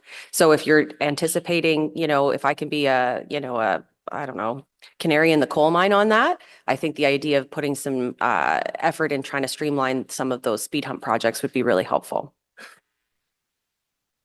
Thank you, Councillor Johnson. Councillor Trosser. Thank you so much, Chair. First of all, thank you, Mr. Gontier, for your comments about the secure bike parking and for really listening to residents, particularly urban residents, on that issue. Lack of secure bike parking and bike theft are major issues downtown and major barriers to encouraging active mobility. So thanks so much for that. Just a quick question about automatic speed enforcement. So this is page 38, are we estimating $13 million less for 2025 because we're not ramping up as quickly as we thought?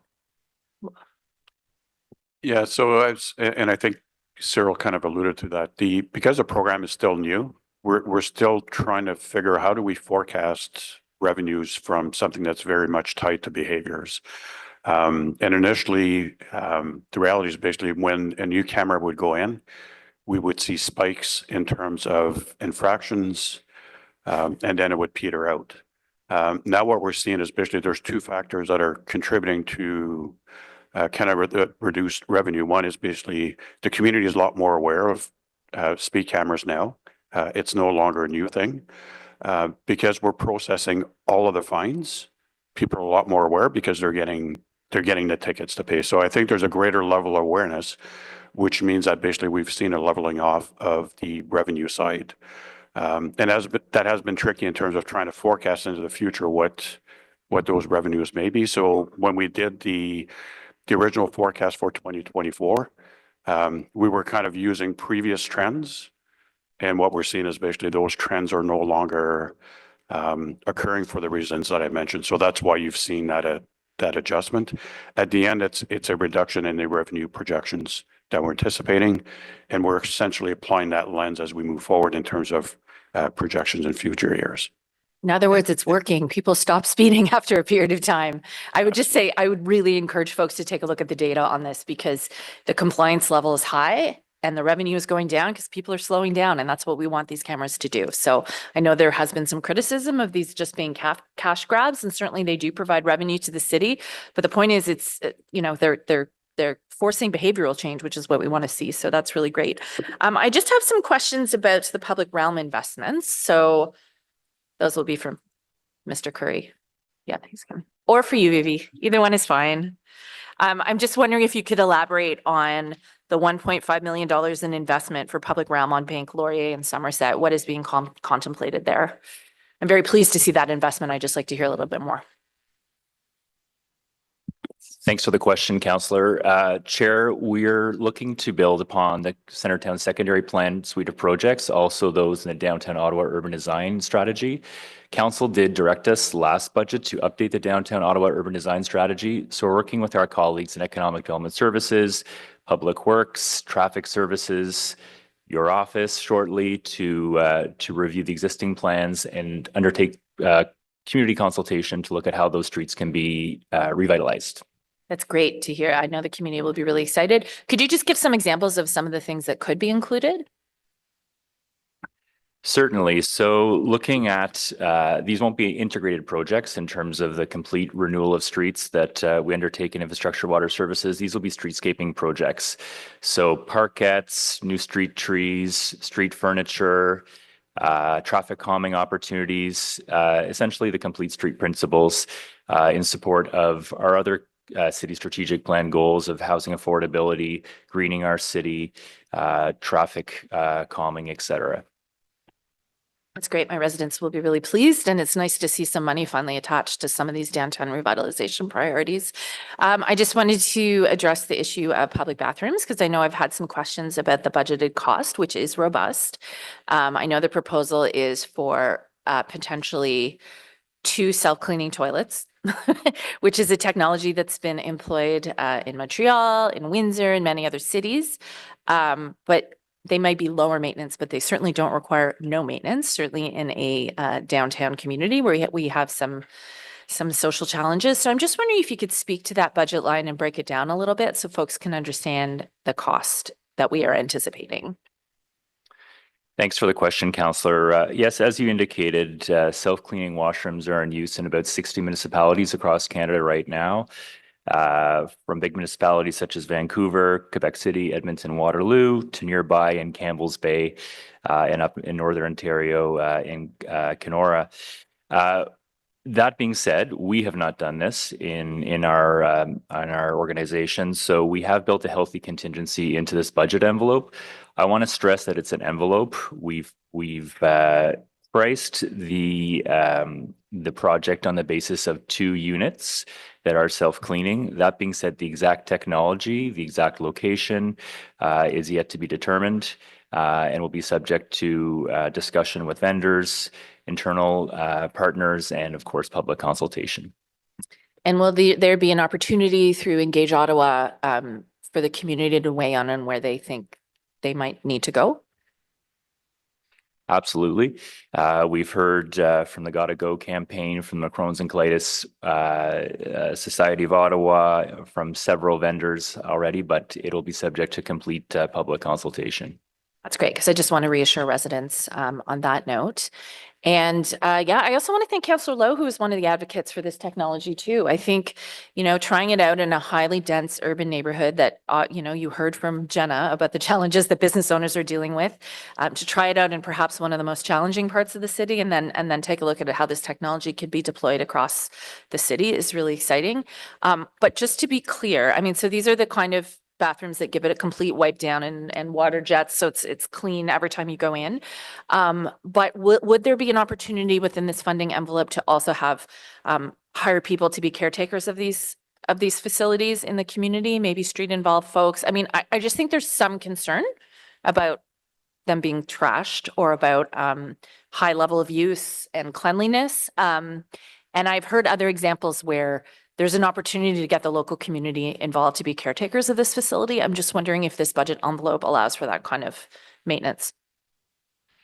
Certainly, Councillor, through the chair, the budget was assembled on the with the view that these would be self-cleaning facilities, but they would require ongoing city support and or engagement with the third sector. We've spoken to colleagues in New York City, Montreal, Toronto, Vancouver that have these in some of their most challenging parts of those cities. And certainly, as you indicate, effective maintenance is usually a partnership involving both city forces and the local community. That's great, because I'm not going to lie, I have heard some cynicism about, well, why would you invest in this when, you know, there could be problems? And I just want to be really clear that I believe we do need to have some sort of community caretaking process.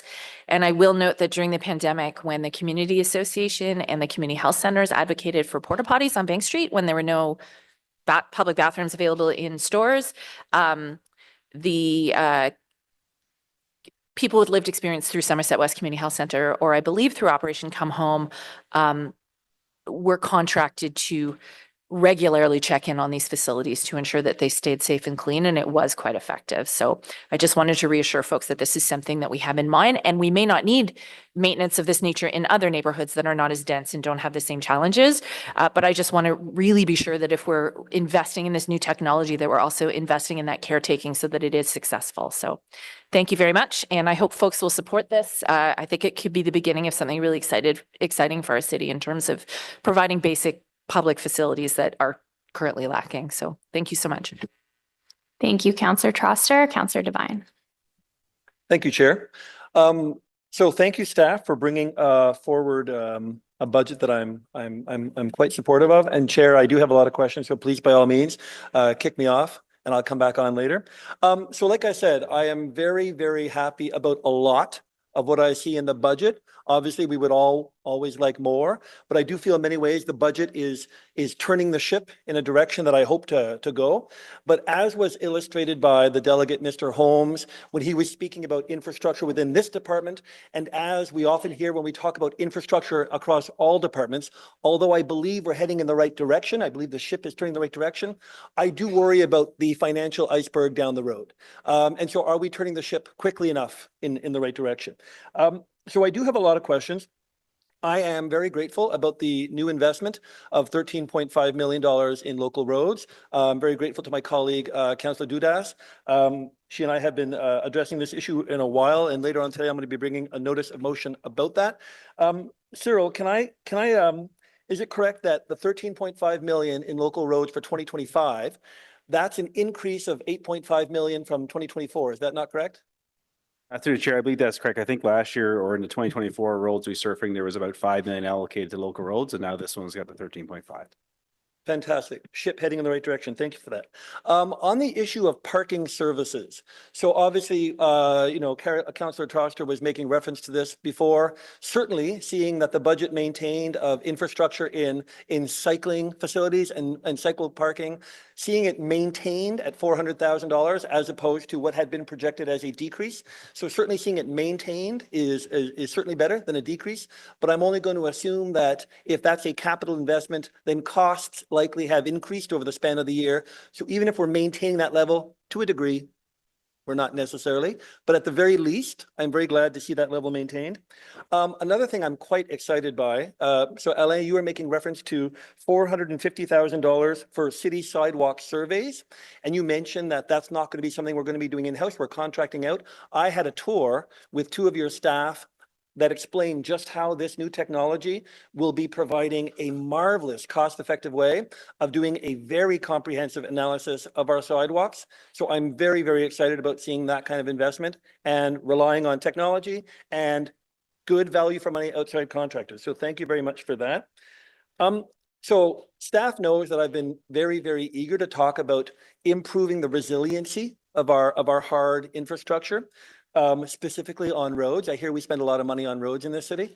Can I ask, on the issue, I know that we spend money on turning gravel roads into pavement and so forth, that we have programs for that.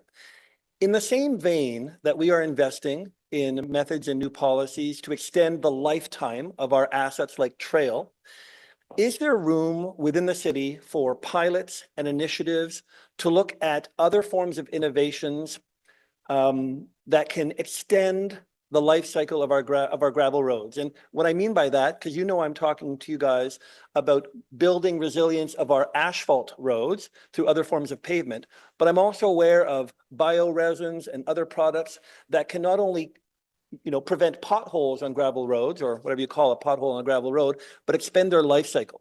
And so my question is there room within the budget for exploring new technologies? Because I'm tempted to bring an inquiry soon, not today.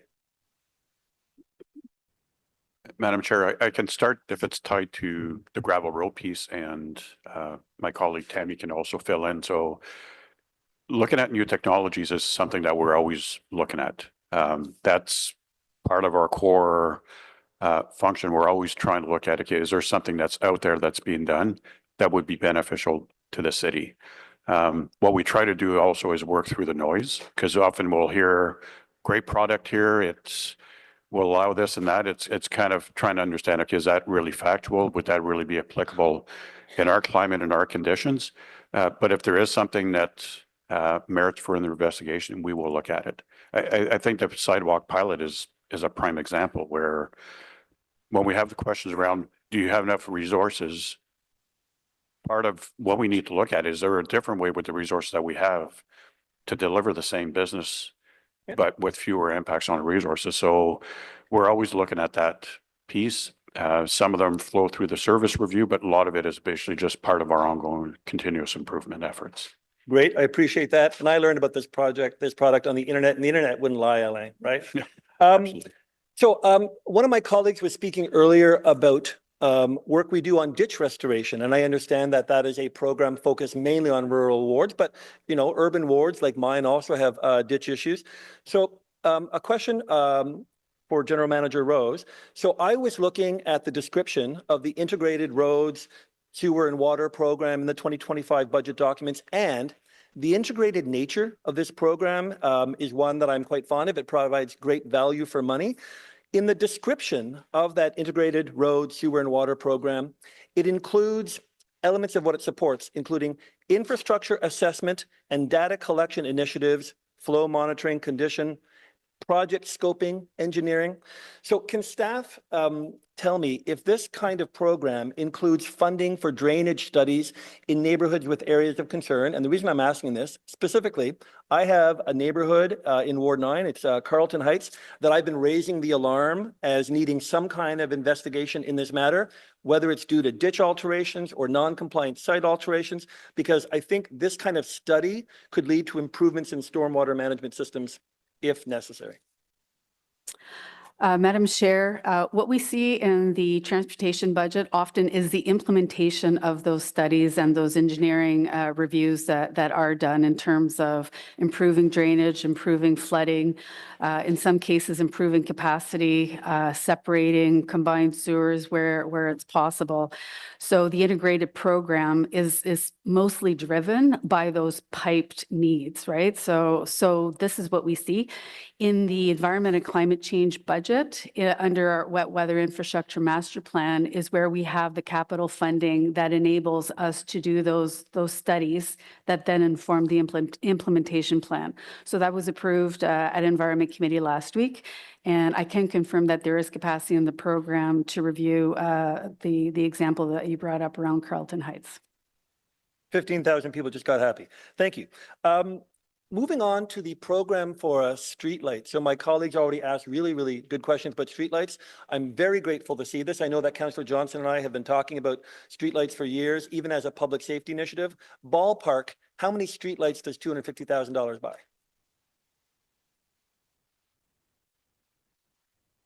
Thank you, through you, Chair.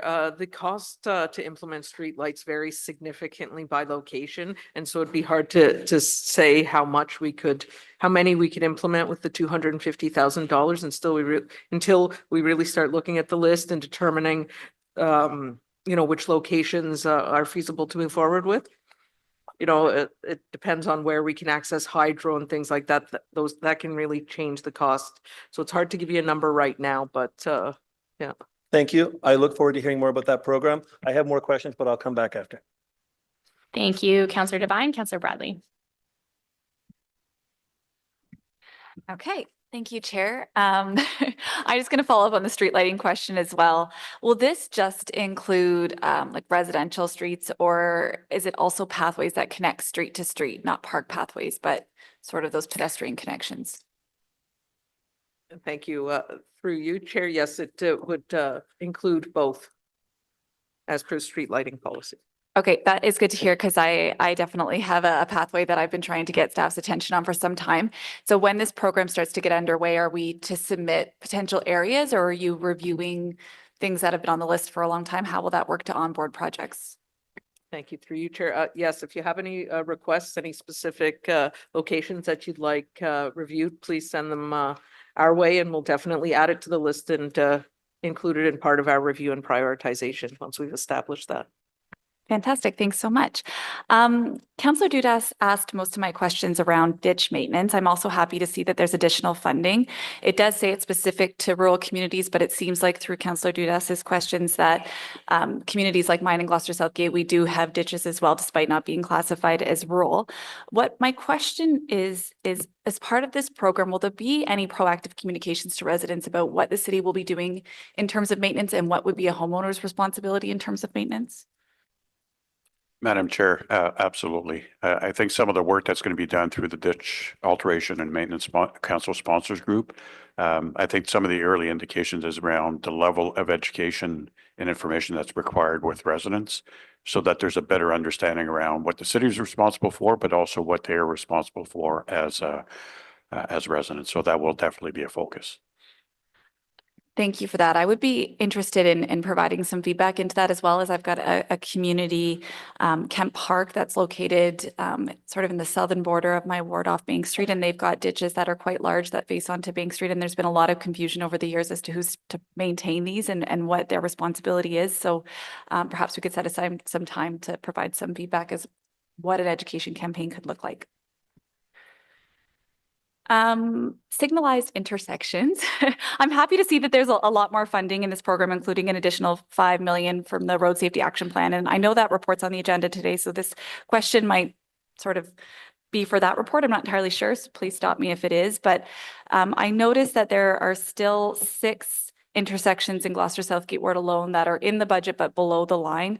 One of them being Conroy and Queensdale, which has been below the line in every budget since I think this is my 13th budget with the city, and it's been below the line every time.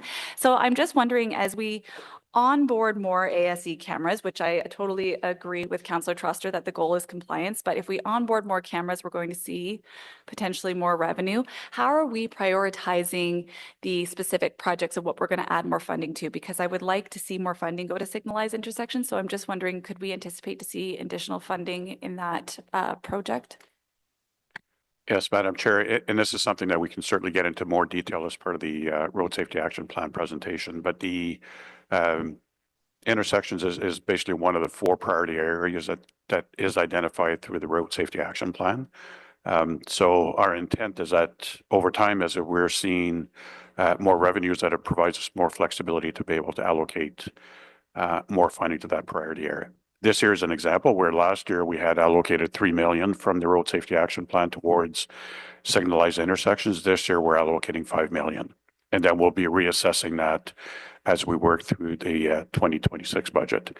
I think the positive that we can take away from the current budget is we do have 36 locations that are warranted for signalization.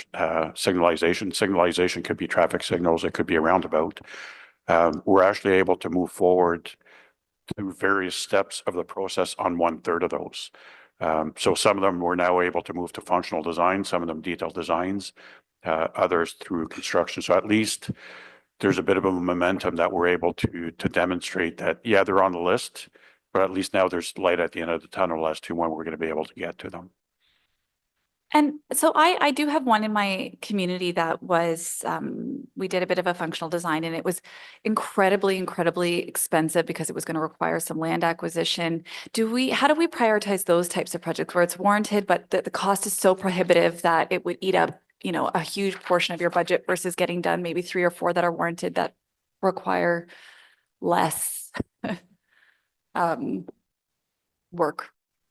Thank you, through you, Chair. The prioritization process is really based on a number of safety factors. And so for locations that require additional funding or funding like $7 million, high level of funding, we usually allocate funding over multiple years to accumulate the required funds for the overall project. Okay, and then just my last question. I don't know if I heard this correctly, so I just wanted to clarify, but when we were talking about parking revenues and new technologies, did I hear that we're looking at automated enforcement for parking infractions? Is that something that we're looking at? Madam Chair, no, just to clarify, we're looking at license plate recognition. So that's more to when we're doing our parking studies in terms of, for example, how long are which spots are occupied, how long are they occupied for, what the turnaround is. Instead of doing that as a manual exercise with staff, that we'd be able to leverage technology. So that's the piece that we're looking at.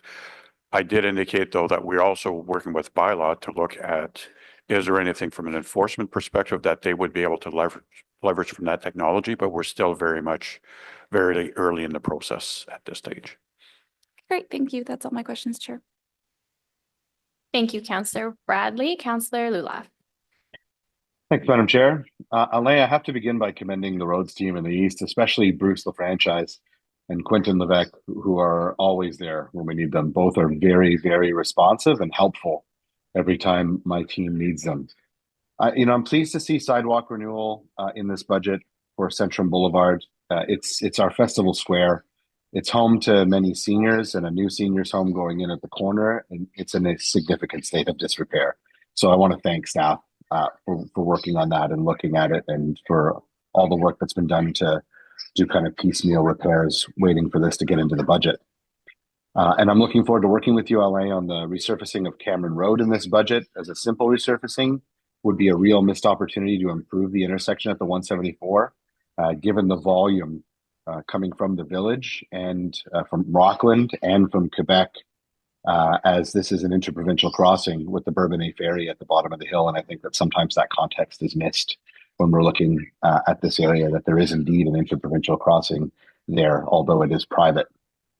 I'm also grateful for the work beginning in Cambrian Heights with the resurfacing of Moffat included in this budget. And I look forward to the ongoing work in the neighborhood moving forward, following the geotechnical study that was included in last budget. Mathieu Way has been a thorn in our side for years, and I'm happy to see that this has been added to the plan for 2025. So thank you to staff for that.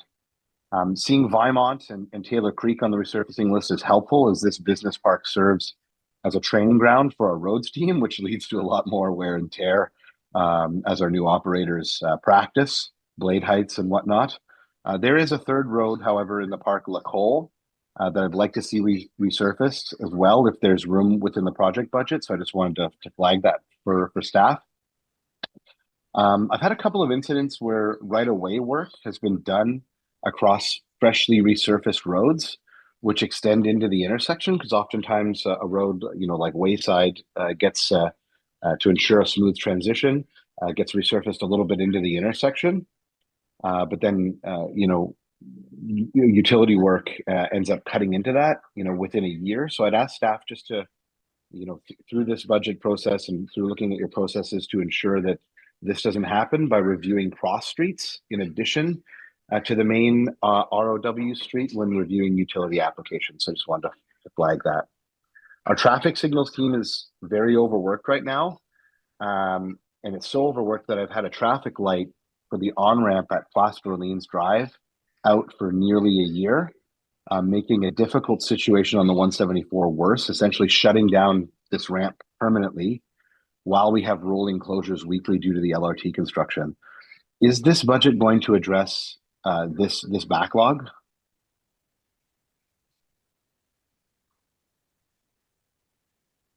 Madam Chair, I'll let Krista, if she has detail on the specific location they're referring to, Councillor. If not, we can follow up on that one offline. I think one of the pressure that our signal team and you're right, they've been working pretty much double duties for the last number of years. A lot of that is tied to the support that we're providing to the LRT project. So as we see some of the LRT construction wind down, it's actually going to it's going to provide us with capacity that we're able to redirect to other functions. So we're not necessarily increasing the resources specifically, but we are monitoring based on our workload related to the LRT and how we can redivert that then to other functions and be able to help to address some of the priorities that you flagged. Okay, thank you. I really do appreciate that. Karina, can you confirm that this budget has the funding for design work on the active transportation bridge at Trim?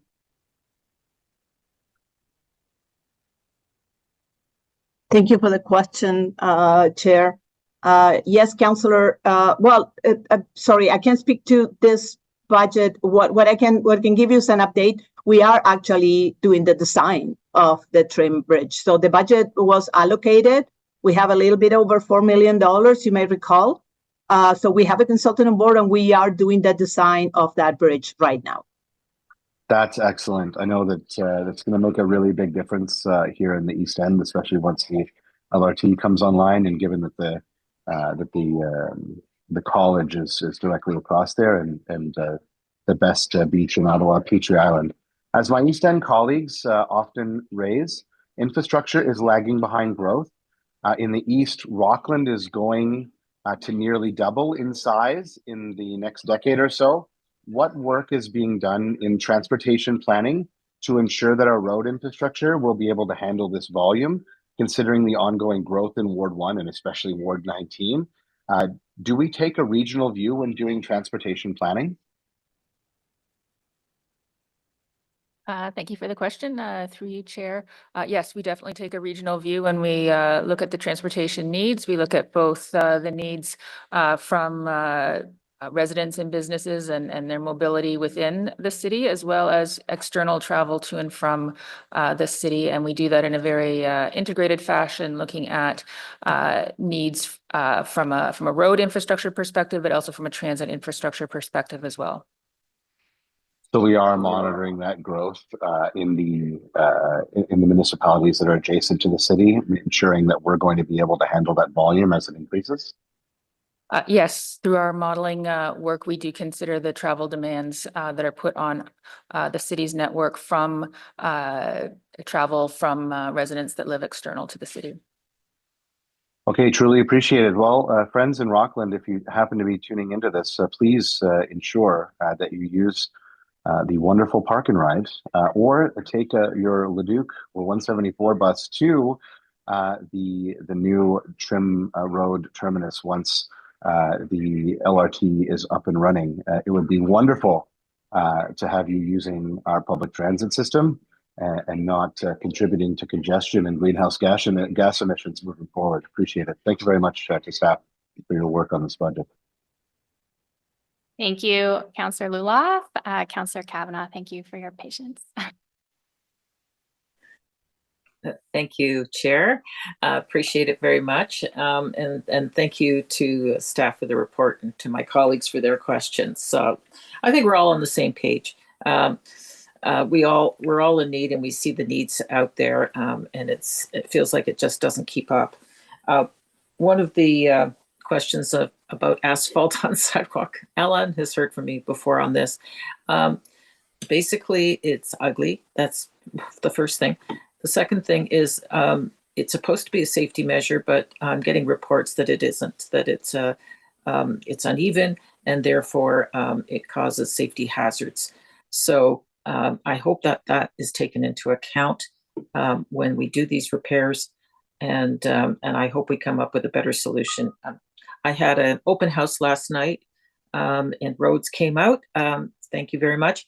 So we got lots of feedback on different things, and so I heard loud and clear. It's a busy place in Bay Ward right now with the construction of the Stage 2 LRT One thing that happens is that it's hard to cross the road because it's just so jammed right now with all the detours. Pedestrian crossover program, I see the budget is 2.3 million. I'd like to know how many PXOs that this funds, and how many warranted PXOs there are on the list.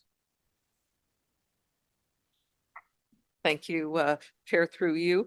There are 51 warranted locations on the PXO list currently. The funding that's being provided through the capital budget will be supplemented by some funding from the Road Safety Action Plan as well. So the total funding for 2025 will be just over $1 million. And we're anticipating being able to implement somewhere between 5 and 7 locations based on that funding. The cost to implement for each location varies significantly, like other projects that we do, depending on the type of PXO and the retrofits that are required, and our ability to bundle with other ongoing IS projects as well. So that's the anticipated number for 2025. Yeah, okay. Every one of them, we hear, I keep getting told that someone's going to get killed, and this is repeated to me over and over again, as with my colleagues, I'm sure. Sidewalk reconstruction, some of it is tied in with the ongoing work that needs to be done. I'm certainly getting a big piece done when Richmond Road is redone, but there's many requirements for sidewalks, particularly as the neighborhoods change and become more intensified. Given the outstanding requests for sidewalk upgrades and replacement, what portion of these needs can be addressed in the current funding level?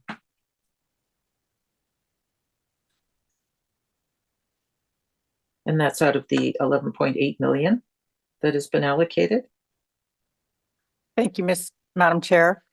The 11.8 that's allocated is broken down into 3 parts. As you indicated already, there are some funds that are done in conjunction with a resurfacing project.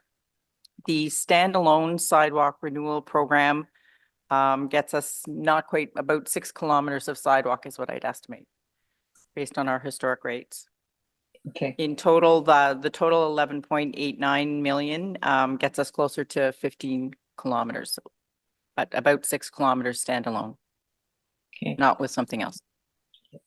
One of the things that was raised by Councillor Dudas is about the traffic calming budget, and I hate the term temporary traffic calming, as if you only want it done temporarily. Of course, we want it all the time, and but we're stuck with that, and we have to pull out those stakes. They're gone. It's November. And it's not snowing yet, but there's no big piles of snow, and I understand snow clearing, but we need permanent solutions, and we need a bigger budget for it. It's like my colleagues, speed humps. Everybody wants a speed hump. It's kind of a whack-a-mole because you put them on one street, and then people avoid that street and then go on the other street that doesn't have them, so that street wants them, and on and on. It's people are speeding. I don't know if it's because they have bigger cars or what, but they're just not conscious of their speeding. And they certainly asked for those speed cameras everywhere. I have to explain to them I can't just pop them in, but they'd certainly like to if that was possible. I think overall we need to look at our budget, and it's one of those things where we're going to have to say, maybe at some point we need a tax levy just to catch up on all these things that are put forward. We heard from a gentleman earlier about roads falling behind, but frankly, it's not going to catch up unless we do something about it. And he didn't mention it, and I really should have asked him, how do we pay for it? We don't have a secret pile of money somewhere. We really do need to look at how we're going to tackle this once and for all. It's very much like the same situation in a lot of our departments, including transit, but we're falling behind. And I'm looking more at the pedestrian angle, just on terms of sidewalks alone. This is something we have to look at for the future. So appreciate the answers, and I'll pass it back to my colleagues. Thank you. Thank you, Councillor Kavanaugh. Councillor King. Oh, one more thing. Just one more thing. I just wanted to say, sorry, I forgot ditches. I've got 3 neighborhoods with ditches. I wanted to say thank you for the extra funding. And yes, they're in urban neighborhoods, inner urban neighborhoods. And we'll make good use of it because drainage is a huge problem. That's it. Okay, thanks. Okay, thank you. Councillor King. Thank you, Chair, and to thank staff for the report and for all the hard work that you've undertaken on this operational and capital budget. I was just wondering if staff could take the opportunity to outline the proposed $400,000 investment in the Beechwood Avenue's streetscape renewal project proposal.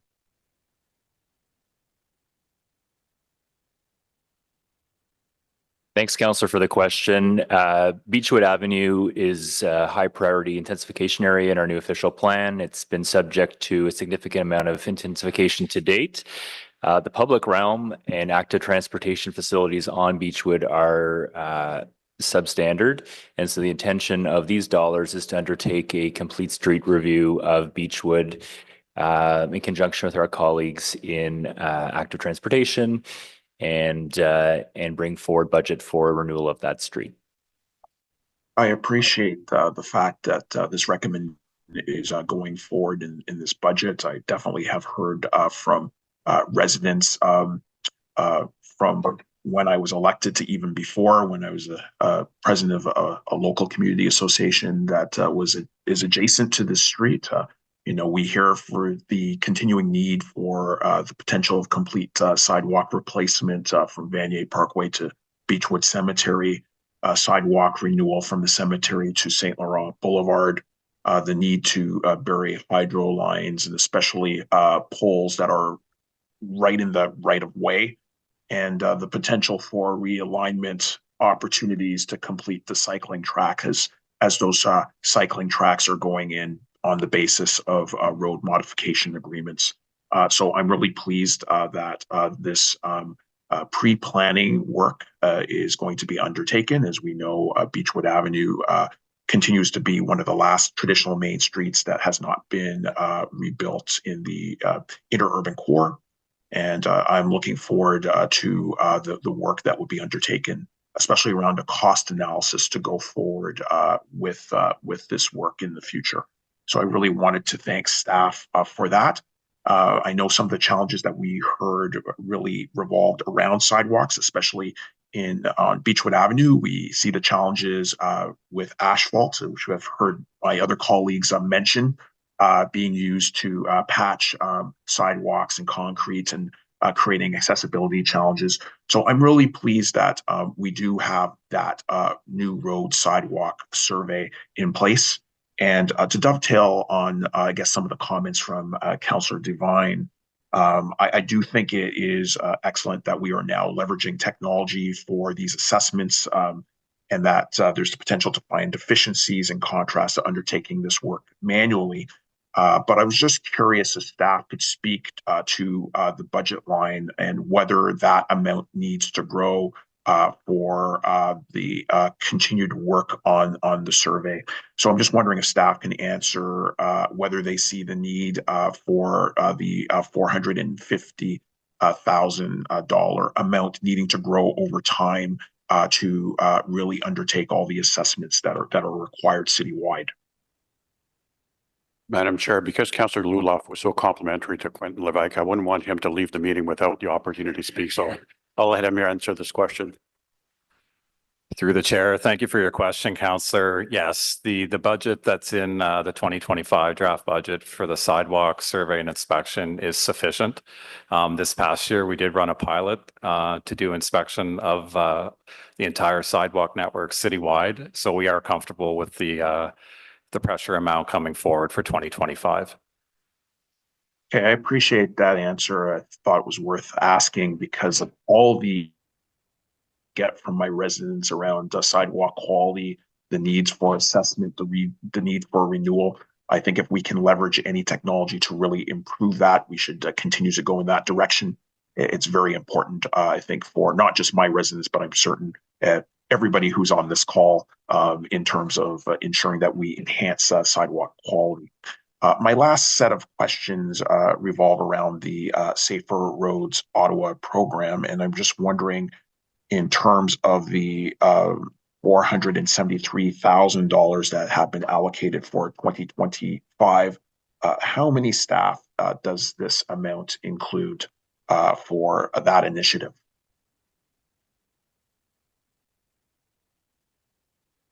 Thank you, Councillor. Through you, Chair. How many staff are in the Safer Roads Ottawa group? We have the program coordinator, John Wambamba, who will be giving a presentation later on the Road Safety Action Plan, as well as 2 officers that help provide support in the community for our outreach initiatives that are identified through the plan, as well as the development of the motorcycle training and safety programs that are delivered through the program. We do have partners in Ottawa Police Service, paramedic services that help support the program as well, and our outreach initiatives. Yes, that's it. Okay, well, I might table those questions for that component just to reduce the amount of impact on time and give some time back to my colleagues. But I was concerned about whether staffing levels were being maintained through 2024, whether we needed to raise those levels. This unit works on developing awareness campaigns and is really kind of the first approach towards ensuring that we enhance information education around road safety. So I might table those questions, but thank you for the answers. Thank you for the good work on this budget. Thank you, Chair. Thank you, Councillor King. Councillor Plante. Oui, merci beaucoup, Madame la Présidente. I have some questions. I'll try to go through them as quickly as possible. But before I begin, I just want to, first of all, echo what Councillor King was saying about Beechwood Avenue. We are seeing more intensification on my side of Beechwood Avenue as well, more condos going in, more neighbors, and that's great. But we do need a transportation system that reflects these new realities. Yeah. So for the road safety report, for item 5, the report notes speed zoning policy review. There's a study currently underway to develop an update to city's existing speed zone policy, aligning with the safe systems approach and the goals of the Road Safety Action Plan. There's a report to Transportation Committee anticipated in 2025. And previously, councillors were advised not to bring motions forward to reduce speeds on certain roads until this review is complete and brought to council in Q4 of 2024, which would have been now, or Q1 of 2025. So can you tell me, is this review not coming now, or is it coming in Q1 of 2025?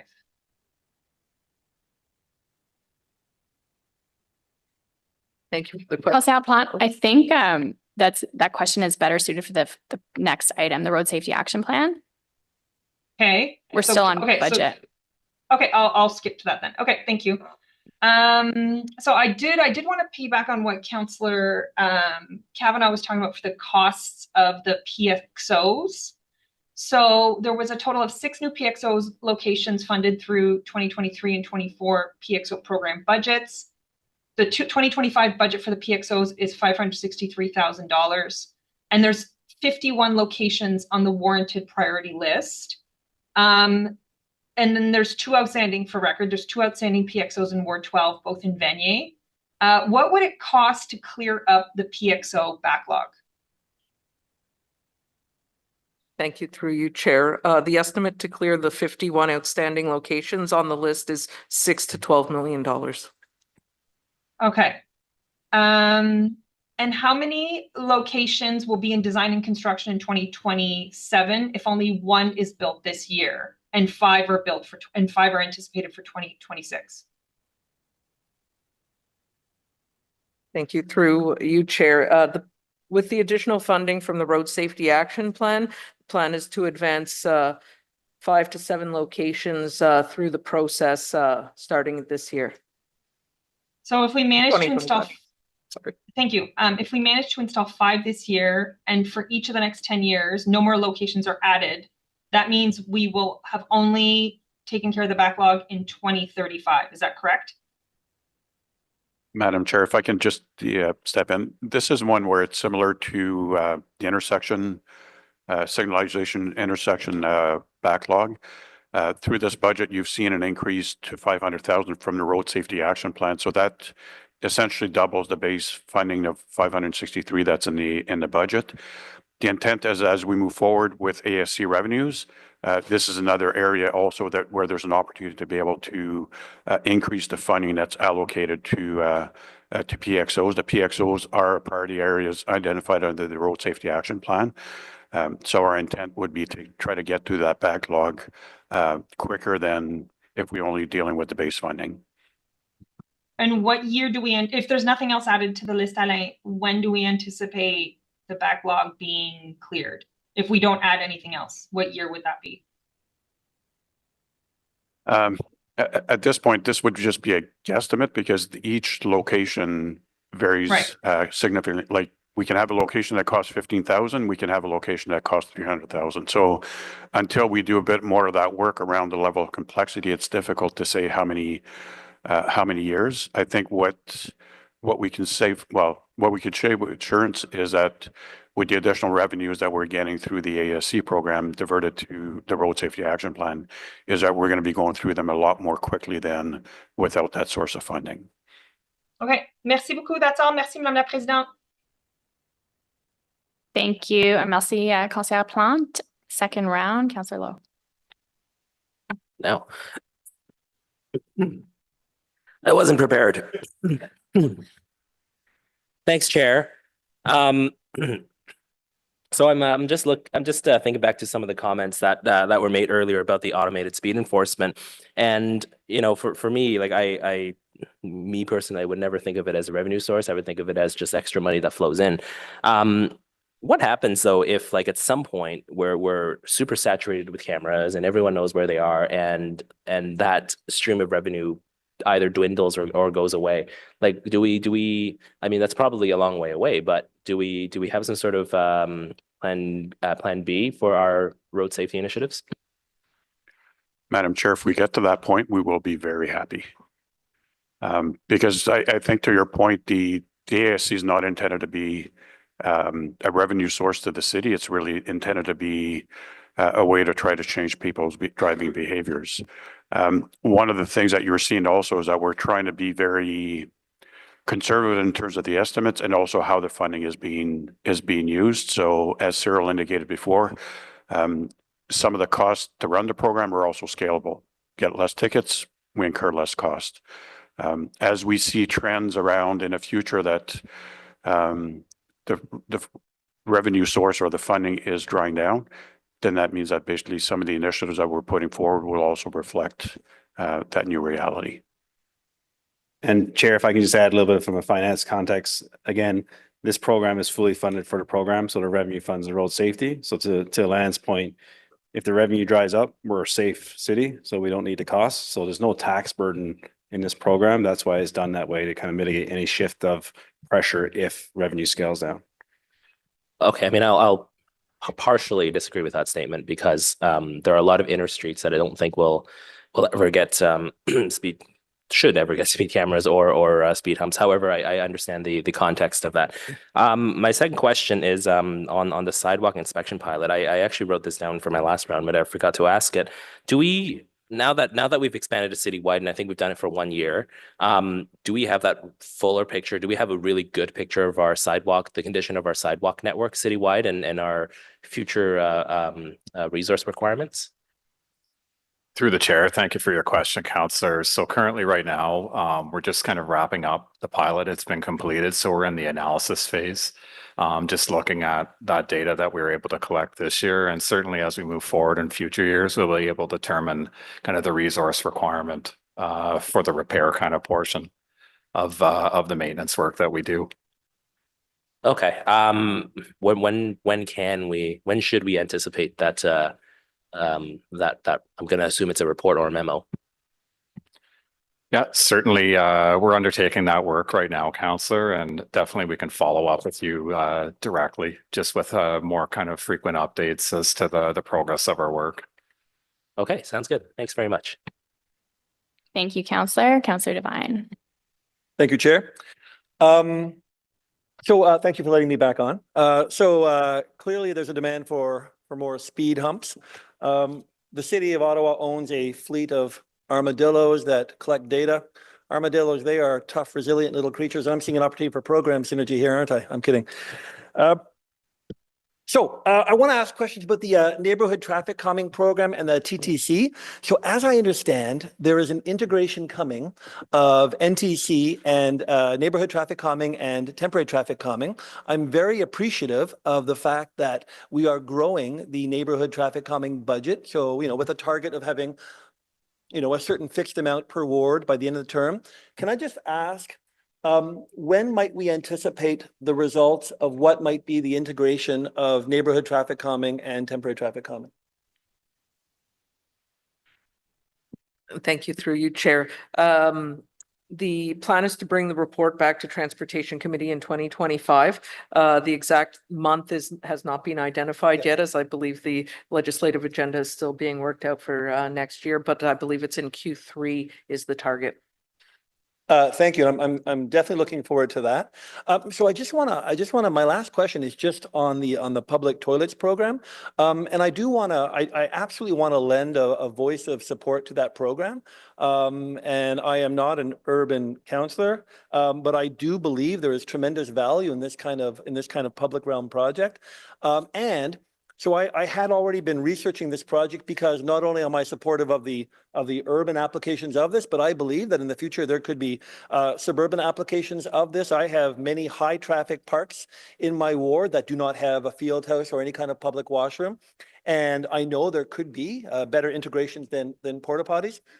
From the research, so I am, like I said, I'm a supporter of the program and its goals, but I, like many, have been asking questions about, the price tag per unit. And because of my interest in the program, I had been starting to research costs of it. So, and I know that we have a conversation coming up in the next few weeks about that, but just to clarify, and you already made reference to this, this is a budget envelope. It does not mean that we are committing to a $500,000 per project thing by passing this budget. This is just an envelope that we are approving, correct? Correct, Councillor. It is a $1 million envelope. It is intended specifically for 2 units in Centertown. However, if there is residual funds, certainly can involve a broader discussion of how those funds are deployed. Of course, and I am absolutely supportive of seeing Centertown be the initial locations of those. But again, knowing that we're going to be looking for best value for money, because even in my preliminary research, I have seen different companies that offer the same, literally the same product with quite a wide variety range of costs per unit. So can I just assume that this project is going to go through an RFP? This is going to go through a competitive procurement process, correct? That is correct, Councillor. Perfect. Thank you very much. I look forward to talking about it more later. Thank you, Counselor Devine. Counselor Johnson.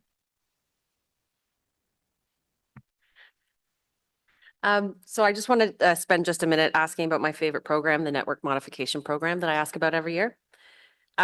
So just to understand the evolution of this program, because I understand in Councillor Bradley's ward, we're currently using that program to upgrade the Hunt Club Riverside, Hunt Club Bank, thank you, intersection.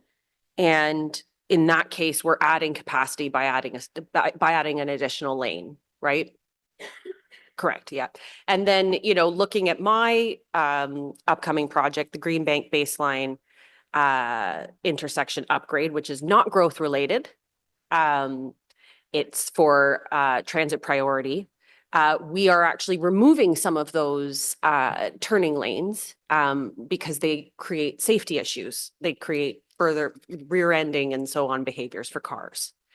And so I just want to make sure that when we initiate new intersection upgrades, that we are always sort of revising the standards and using the most current data to predict what kinds of modes need to go through that. I think I've seen an evolution of that program, you know, since I was first elected to now with more protected infrastructure for cycling and pedestrians, but I'd like to have that confirmed, please. Councillor, yes, definitely. We look at each project on its own merits and its context, safety, or is it capacity? And for Bank and Hunt Club, it was a transit priority lane that was being added, not another vehicular lane. And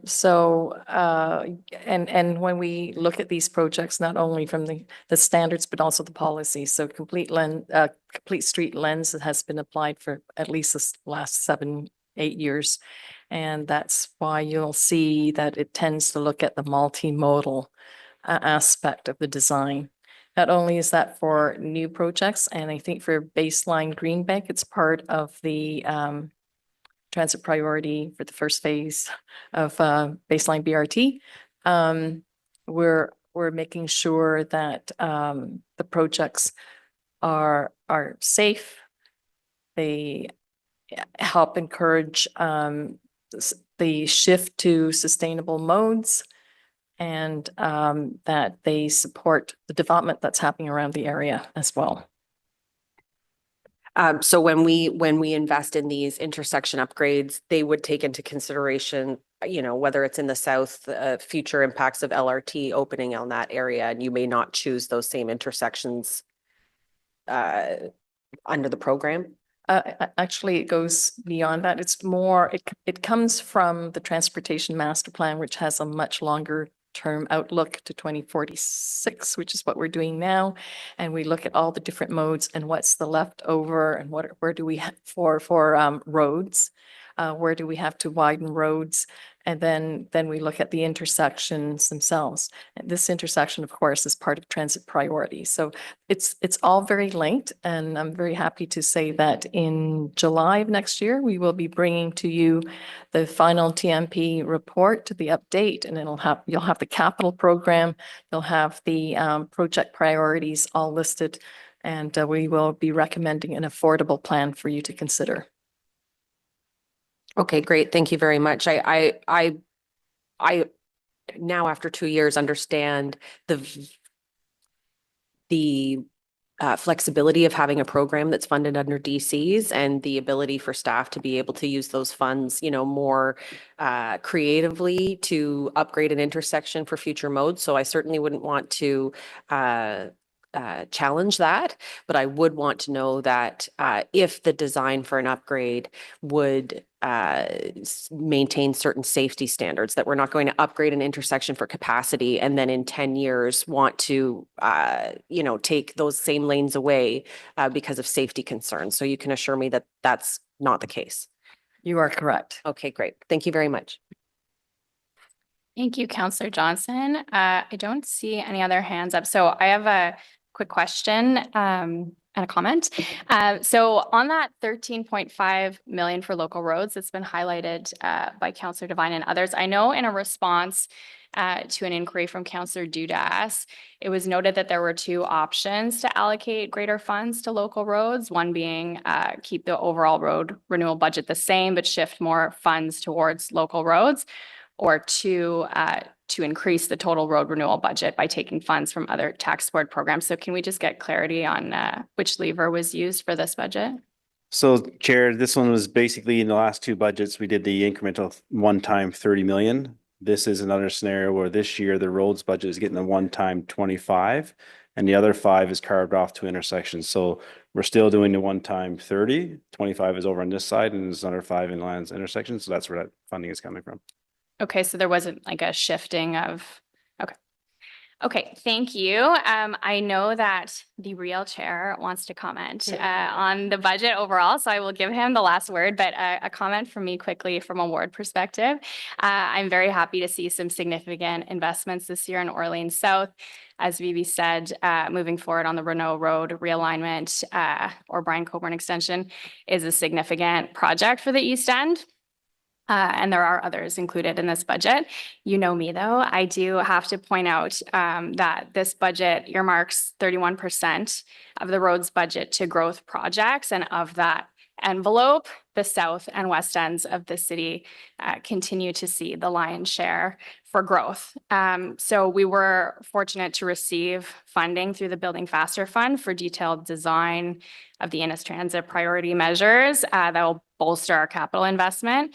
But because we've seen past budgets in recent years not allocate growth funding to the east end, all of our projects are at the design stage, which means capacity building for our community is still a ways away.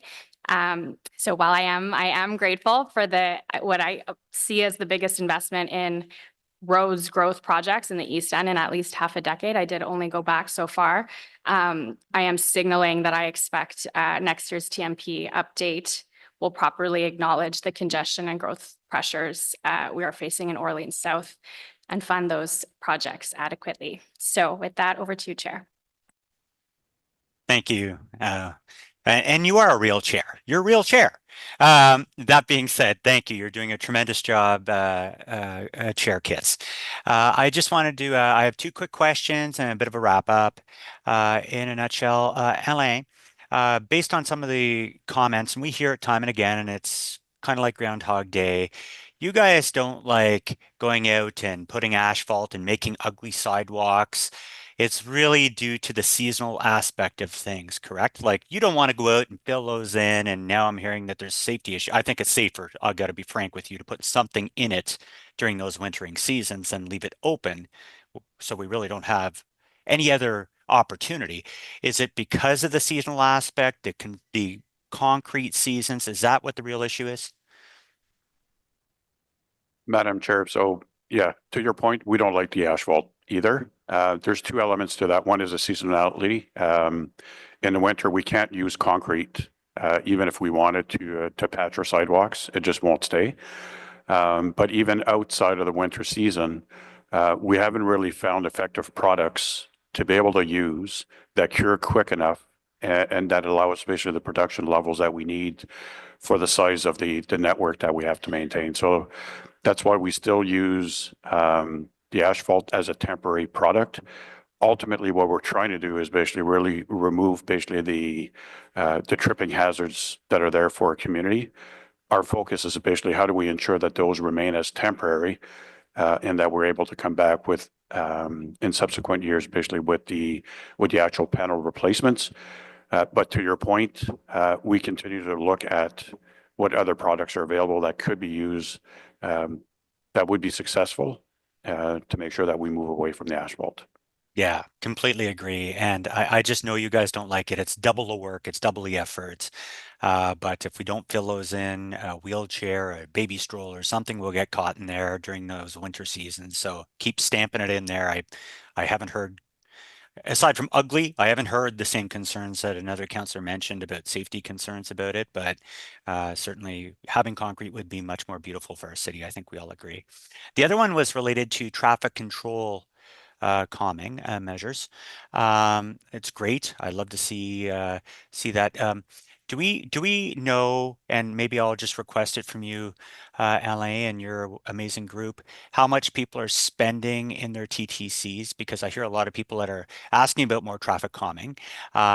So part one would be who's spending, and part two, and obviously not for this meeting, this is in the future, and I'm trying to keep it budget related, but are people able to transfer TTC if they have some surplus, and people make friends around the table because we're collaborative, to be able to get some monies from other wards, for example, to put in a type D PXO that's not lit for, 12 grand, 13 grand. Is there opportunities like that? Madam Chair, I'll try to give a high level answer. Typically, councillors will use their TTC budgets. We may see basically working balances as we go through the year because they're trying to collect enough funds to be able to implement more significant measures. But because basically those funds basically come due at the end of the term of council, what we tend to see are our councillors use up basically their TTC budgets. In terms of transferring between wards, I have to say that's probably the first time that I hear of that request. Something that we'd probably have to explore if there's two willing parties. Okay, great. Because we do it with CILs, just so you know. So I think the opportunity exists if we make friends and we really have a burning project. I don't see what the issue is if it can help. You know, if my Eastern colleagues come to me and say, "Hey, real burning priority here, got to get this in, can't let it drag." If we're already doing it for parks on the CIL front, I don't see what the issue is there. Maybe it's something just for exploring in the future. And if you can detail who spent what this year and let us know by memo, that'd be terrific. So Madam Chair, Cyril said no issue, so I'll take that answer. Hey, absolutely. Hey, he's the person with the money, so I'll go with that. So I'll just quickly wrap up. First of all, the ASC discussions I really enjoy because we've all, when we implemented it, heard cash grab, cash grab, cash grab, and we've had to play Mythbusters on the fact that no, it's not, and we clearly see it's working. Revenues are decreasing.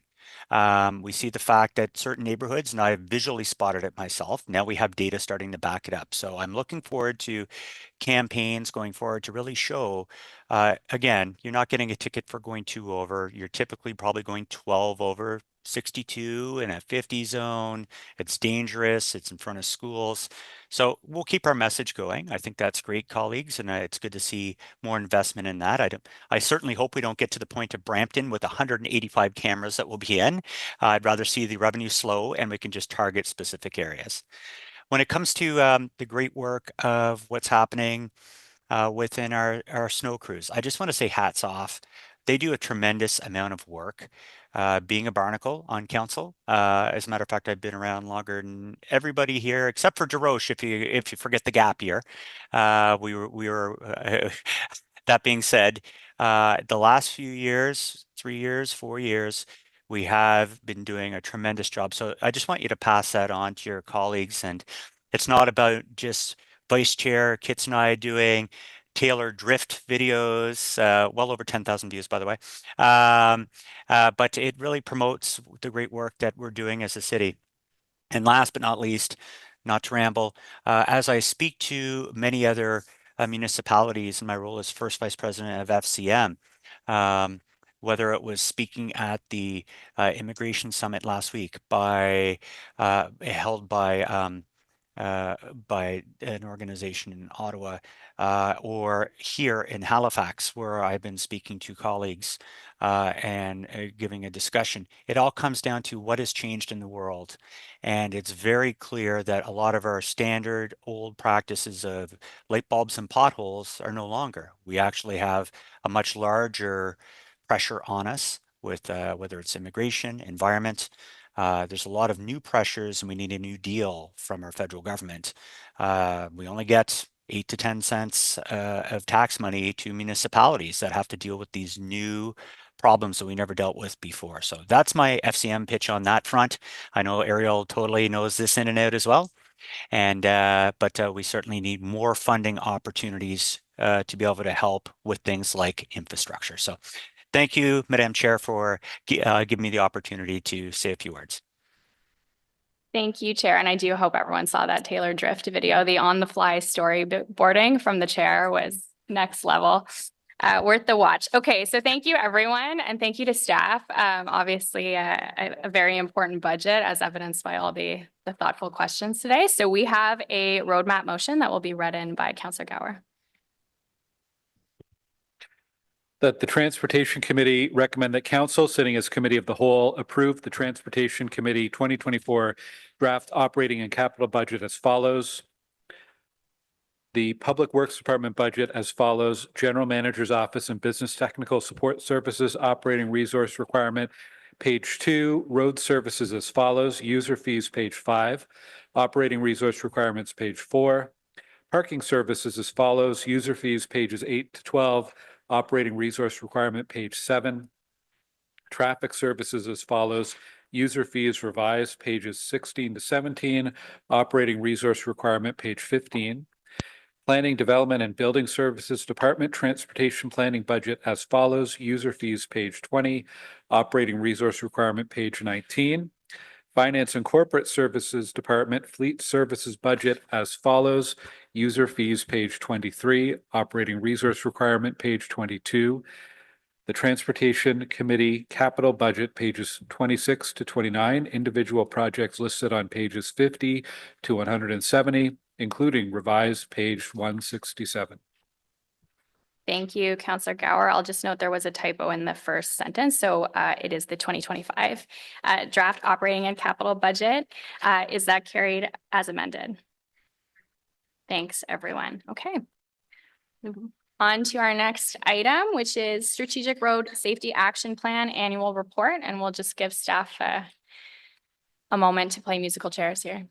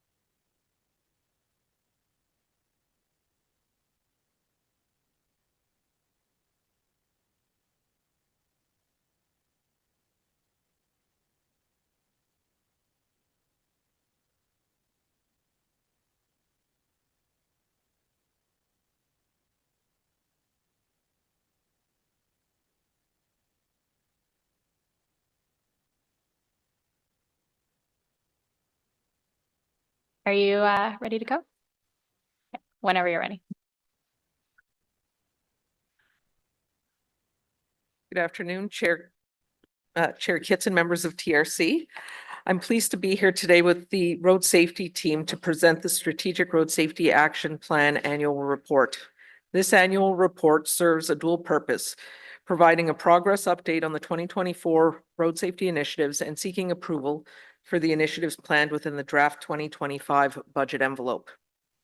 Our approach to selecting road safety initiatives is data-driven. We focus our efforts and resources on those that will have the greatest impact on reducing collisions resulting in fatalities and serious injuries in Ottawa. Excuse me. Road safety continues to be a key priority, as highlighted in the 2023 to 2026 term of council's strategic priority of making Ottawa a city that is more connected and with reliable, safe, and accessible mobility options. With the ongoing support of our council members, stakeholders, and residents, we can continue to deliver on the Strategic Road Safety Action Plan and improve safety on our roadways. Joining me today are Kathy Karuma, the Program Manager of Road Safety, and John Wambambo, Safer Roads Ottawa Program Coordinator. John will deliver this afternoon's presentation, while Kathy and I will be available to take questions. Before John begins, I'd like to take a moment to recognize and thank the road safety team and our partners for their tremendous contributions to the Road Safety Action Plan. I'm incredibly proud of the work we have accomplished collectively to date. Thank you. And now over to John to begin the presentation. Thank you, Krista. Good morning, members of the Transportation Committee. Fatal and major injury collisions are one of the collisions that represent the greatest cost to auto residents, not just in terms of financial burdens, but also in terms of severity of life-altering injuries and also the loss of life. So this morning / afternoon, I will be taking you on a journey in which I'll highlight some of the accomplishments we achieved in 2024, showcasing initiatives undertaken as part of the Road Safety Action Plan. And then we'll look ahead at the initiatives planned for 2025, outlining our continued commitment to make Ottawa roads safe for all road users. Next slide, please. So for background purposes, City Council approved in December of 2019 the 2020 to 2024 Strategic Road Safety Action Plan, a 5-year plan that was built at the time on the success of the city's existing road safety programs, guided by the theme, Think Safety, Act Safely. So the ultimate vision of the plan is that it serves as a comprehensive and proactive strategy for making Ottawa roads safe for all users. The goal of the plan calls for a 20% reduction in the average annual rate of fatal and major injury collisions by 2024. And Council further approved a longer-term goal of 0 fatalities on our streets by 2035, with the focus on the safety of our transportation network's most vulnerable road users, who are pedestrians, school children, older adults, and cyclists. Next slide, please. So on this slide, I just wanted to highlight that the Strategic Road Safety Action Plan, as Krista mentioned, is data-driven, has measurable outcomes, and is based on the Safe Systems approach to road safety, in recognition that all transportation system stakeholders share the responsibility of ensuring that crashes do not lead to fatal or serious injuries, and the change in culture required to continue the progress towards 0 fatalities and major injuries. A plan built on the Safe Systems approach principles requires that engineering, education, and enforcement all work together, and those delivering the initiatives are aware of the actions and progress of all those involved and provide support as needed. Another key component of the Road Safety Action Plan is consultation through collaboration, input gathering, and commitment from both internal and external stakeholders. We will ensure that this consultation and collaboration with our internal and external partners continues in 2025 through scheduled regular working group meetings. Next slide, please. In terms of the Road Safety Action Plan funding, Council approved in 2021 the Automated Speed Enforcement and School Bus Camera Pilot Program report. That report indicated that all automated enforcement revenue is allocated to the Road Safety Reserve Fund. The funding is then used towards implementation of initiatives in the annual Road Safety Action Implementation Plan. The proposed budget for 2025 is $18 million. Next slide, please. So the slide on your screen shows a table with the breakdown of the Road Safety Action Plan budget in 2025 by emphasis areas. Starting with line item number 1, the vulnerable road users emphasis area budget line item includes $500,000 to help toward funding additional pedestrian crossover locations. For the intersection emphasis area budget line item, $5 million is allocated to help towards addressing the list of warranted locations. For the rural emphasis area budget line item, we have allocated $4.8 million. Please note that the other emphasis areas include projects located within rural wards. For example, the new traffic control devices program and pedestrian safety improvements also occur in rural areas. To this effect, close to half of the overall $18 million of the 2025 Road Safety Action Plan budget will benefit road safety in rural areas.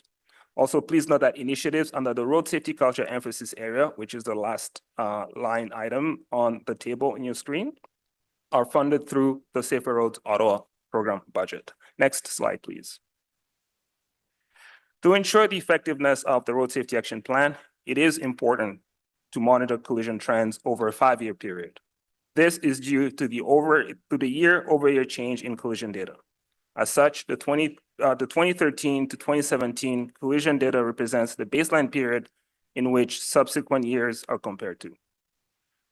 The table that you can see on your screen presents a summary of the 3 key performance indicators comparing the baseline data to the most recent data available, which is the 2019 to 2023 collision data. The 3 key indicators are the total number of fatal and major injury collisions, the 5-year average rate of fatal and major injury collision rates, and the average number of fatalities. Please note that injuries are classified as major if the person involved in a collision sustained an injury that was severe enough for them to be transported and admitted to hospital as a result of a collision.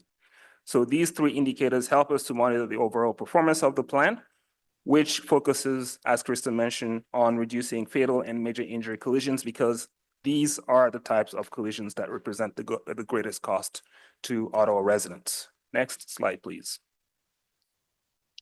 Now, we'll take a closer look at each of the emphasis areas, providing an overview of the collision data and a few highlights of the countermeasures implemented or delivered in 2024 and those planned in 2025. Also, please note that a full list of initiatives planned in 2025 can be found in the supplemental documents provided with the staff report. So, starting with our first emphasis area, vulnerable road users. Pedestrians, cyclists, and motorcyclists are our transportation system's most vulnerable road users. Looking at the stats on our screen, we can see that out of the 598 fatal and major injury collisions between 2019 and 2023, 26% involved pedestrians, 13% involved motorcyclists, 10% involved cyclists, and 1% involved an e-bike rider. Next slide, please. So each year through the plan, countermeasures are identified in the areas of engineering, enforcement, and education to help reduce fatal and major injury collisions in each of the emphasis areas. As part of the 2024 implementation plan, with regards to pedestrian safety, we can report that high visibility ladder markings were implemented at 14 locations. We can also report that we have a total of 198 leading pedestrian intervals and 107 no right turn on red citywide as of 2024. From an education and outreach perspective, we distributed approximately 3,870 lights and reflectors to Ottawa residents through our annual Be Safe, Be Seen awareness campaign in partnership with the Ottawa Fire Services. And in 2025 implementation plan, we're allocating additional funding to the following programs: the Pedestrian Safety Evaluation Program, the Pedestrian Crossover Program, and the Pedestrian Accessibility and Intersection Ramping Program. Next slide, please. From a cycling safety enhancement standpoint, in 2024, 3 high-volume cycling and vehicle interaction locations reached the functional design stage of each respective project. From an education perspective, we conducted 4 interactive events to promote cyclist and pedestrian safety near heavy vehicles and trucks by educating drivers to keep cyclists and pedestrians safe and in sight when approaching or stopping at an intersection. In 2025, funding will be allocated to the first completed shovel-ready design to allow for the earliest possible construction at 1 or more locations. Another thing that I'd like to mention is that location information on both the 2024 accomplishments and 2025 planned locations are included in the Strategic Road Safety Action Plan annual report. Next slide, please. In the area of motorcyclist safety, as part of our stakeholder consultation commitment, we held 2 meetings with various local motorcycle organizations, clubs, and groups. We provided training to 147 motorcycle riders in the Ottawa area through a subsidized training program. In terms of our plan for 2025, as far as motorcyclist safety is concerned, we will continue to implement education, engineering, and enforcement measures identified in the motorcycle safety strategy. We're also planning to continue providing the subsidized training to motorcycle riders in the Ottawa area next year. Next slide, please. Our second emphasis area is intersections. More than half of all the fatal and serious injury collisions in Ottawa each year happen at intersections. Between 2019 and 2023, 54% of all fatal and major injury collisions occurred at or are related to intersections. Notably, 17% of these collisions occurred at intersections in the rural area. Next slide, please. Some of the work that we accomplished in 2024 to enhance safety at intersections include geometric modifications and protected left turn intersection at Earl Armstrong Drive and Spratt Road, construction at the intersection of Percy Street and Laurier Avenue, and functional design studies initiated for 2 locations meeting traffic signal warrants. In 2025, we will allocate an additional $5 million in funding to the new traffic control devices program for the construction of 1 or more shovel-ready locations that meet warrants for traffic control signals, which are currently in various stages of design. This $5 million is above the base funding of $7.7 million included in the draft budget capital for the new traffic control devices program. The breakdown of the $7.7 million is included in the draft 2025 budget. Next slide, please. Our third emphasis area is rural roads. More fatal injury collisions happen on Ottawa's rural roads than anywhere else in the city. In fact, between 2019 and 2023, 25% of all fatal and major injury collisions occurred in rural areas. And notably, 39% of all fatal injury collisions occurred in rural area. Next slide, please. In 2024, we installed safety edges at 15 rural road corridors as part of the 2024 resurfacing program. In addition, approximately 26.5 linear kilometers of gravel shoulders were upgraded along 13 rural corridors. As part of the 2025 implementation plan, we have allocated additional funding to implement geometric modifications at one or more rural skewed intersection. From a speed management standpoint, an automated speed enforcement rural pilot study will be implemented in 2025 per Council's direction to conduct an ASC pilot study in rural villages. In 2024, 4 rural village locations were selected for automated speed enforcement, which is planned for installation over the course of 2025. While on the topic of safety in rural areas, in 2025, we will also review traffic signal warrant methodology for intersections in the rural areas. Next slide, please. Our fourth emphasis area is high-risk drivers. Out of the 598 fatal and major injury collisions between 2019 and 2023, approximately 61% involved high-risk driving behavior. Next slide, please. In 2024, construction to implement traffic calming measures at 3 locations in school areas began and is scheduled for completion this year. From a speed enforcement perspective, we're working towards adding an additional 20 new automated speed enforcement cameras to the existing 40, which will bring us to a total of 60 by the end of Q4 in 2024. And in 2025, we're committing to implementing traffic calming measures in up to 3 locations in school areas. And as far as speed enforcement is concerned, we're planning to add an additional 20 new speed cameras in the vicinity of schools, as well as an additional 4 locations as part of the pilot in the rural areas per Council's direction. This will bring a total to 24 additional AAC cameras in 2025. Next slide, please. Speed management is identified as a key element to road safety engineering, the safe systems approach, and Vision Zero. The city's automated speed enforcement program continues to show progress in achieving continual speed reductions in school areas, where we have one of our transportation system's most vulnerable road users, school children. Progress in speed reduction also represents an important and positive change in driver behavior and road safety culture as drivers are choosing to better comply to speed limits. Next slide, please. The automated speed enforcement program's key performance indicators are the percentage of speed compliance, percentage of high-end speeders, meaning vehicles traveling more than 15 kilometers per hour above the posted speed limit, the average speed, and the 85th percentile, meaning the speed at which or below 85% of vehicles travel. Next slide, please. In terms of posted speed limit compliance, in other words, drivers obeying the regulatory speed limit on the roadway, the data presented on this slide was collected from the initial 8 AAC sites that were installed in 2021. Data from these 8 sites show that prior to camera implementation, the compliance percentage was approximately 16%. Within 3 months of camera implementation, the compliance percentage was approximately 57%. After 1 year, that compliance further improved to 69%.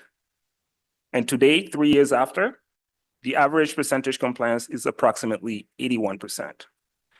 As you can see, this data shows a sustained and continuous improvement in driver compliance to the posted speed limit over time. Next slide, please. As far as high-end speeding is concerned, And speeders referring to vehicles traveling more than 15 kilometers per hour above the posted speed limit. Data from those 8 initial sites show that prior to camera implementation, the percentage of high-end speeders was approximately 14%. Within 3 months of camera implementation, that percentage of high-end speeders decreased to approximately 4%. After 1 year, we saw further improvement to the decrease of high-end speeders to approximately 2%. And as you can guess, today, 3 years after, the average percentage of high-end speeders is 0.7%. Again, looking at this data, it shows a significant improvement over time in the decrease of those traveling more than 15 kilometers per hour over this posted speed limit. Next slide, please. Moving on to our fifth and last emphasis area, road safety culture. In 2024, we continued with the rollout and implementation of our communication strategy and ad campaign. The ad campaign, guided by the theme, Time is Precious, was developed to cover all 4 emphasis areas in the Road Safety Action Plan. The overall aim of this campaign is to denormalize unsafe road behaviors and develop a culture of road safety in Ottawa in line with the Safe Systems Approach principle. And in terms of road safety audits, 10 road safety audits on city-led transportation projects were completed or are in progress of completion this year. And as far as what is planned in 2025, we'll continue to deliver initiatives identified in the Road Safety Action Plan communication strategy with a focus on developing a culture of road safety among road users, as well as continue to support the proactive road safety audit process. And to conclude our presentation this morning, je tiens à remercier tous les membres. I'd like to thank all members of the Transport Committee, including the chair and the vice chair of the committee, for your support and for your support for the work we've undertaken under this Road Safety Action Plan designed to improve road safety for all road users in Ottawa. Thank you very much. Merci beaucoup, John, and Thank you, John. And Kathy. We do have one public delegation, and then we will get to questions from staff. So John Verbas is up. Good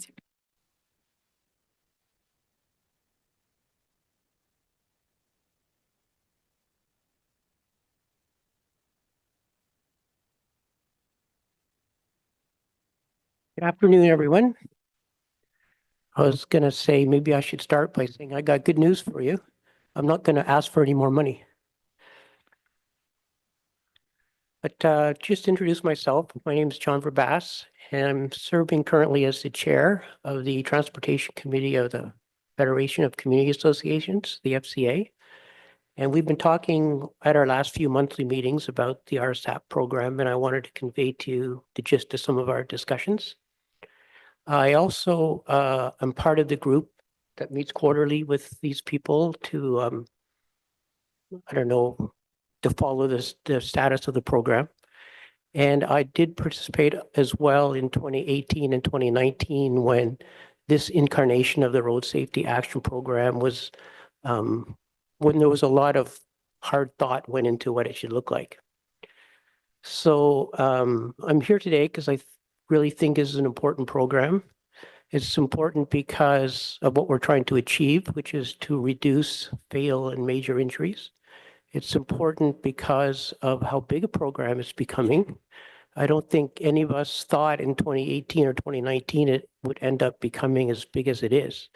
So this year, 18 million, it's almost one of the biggest capital projects in the capital budget for roads. And over the next 4 years, the projected spending is $102 million. So it's something that we should think hard about. So I got basically 2 things I'd like to leave with you today and hope I can stimulate some discussion on. And the first one I hope is really easy, and that is, can I ask that we not bring the annual report of this program to the meeting in November? Because in November, everyone's drinking out of a fire hose with the budget stuff. And as a result, I don't think that we end up paying enough attention to this program. And I know over the past 6 months, the agendas of Transportation Committee have been super light. very little on them. Some of them have even been canceled. So can we, for next year, try to have this meeting in a different month in November? The second thing that I wanted to bring up is the part in the report that says a review of the program will now be delayed until 2027. And if you recall, the title of the program is the 2020 to 2024 Road Safety Action Plan. So right from the outset, the intention had been, after we have 4 years of data, we would take a hard look at what we've accomplished and see if the data tells us anything about how we're allocating the priorities and the spending between the programs, the 5 pillars, or even if there should be a 6th pillar or whatever. And so I was expecting to come to this year's annual report to hear about the plan for how we're going to do that. But what I read was we're going to delay it for 3 years, and just to my mind, we're going on autopilot. And it's a fiendishly difficult problem, I agree, how to know how to most effectively use our money to achieve our goal, which is reduce fatal and major injuries. But it feels like we're not really trying to think about it. We're just going on autopilot. And one of the ways that sort of seems to me that that's happening is there's, like I said earlier, a lot more money in the program than I think we imagined there would be 5 years ago. And it's turning, from at least the optics from my point of view, is it's turning into a little bit of a cookie jar where we're reaching into the program and saying, well, we really have a shortfall in implementing warranted signalized intersections elsewhere in the city. Oh, but there's a lot of money here in the Road Safety Action Program. Let's take some money out of there and install more traffic lights. And okay, we do know that traffic lights probably will make some intersections safer, but is it really the most effective way to be spending the money? And so that's what I'm sort of getting at, is that I think more thought has to go into that, and I'm not really sure how to achieve that.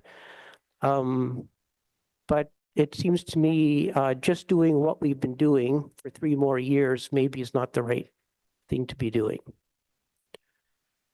Okay, thank you very much. Right on time. Thanks very much, John. I am not seeing any questions for you. Thank you for coming out today. Yep. Okay, so we will move to questions to staff. Councillor Troster, click on the button. Thank you so much. So I agree that this is a really important report, and to the last delegate's point, yes, we are drinking from a fire hose right now, but I know that this strategic road safety action plan is really important to all of us. I know our goal was to reduce fatal and minor injury collisions by 20% in 2024. The report states that we're trending downward. So what percentage have we reduced fatal and major injuries by approximately? Like, where are we? Thank you, Chair, and thank you for the question. We've reached the goal of the 20% reduction, but we still need to monitor the results over time, as we're still implementing measures this year and continuing on in 2025.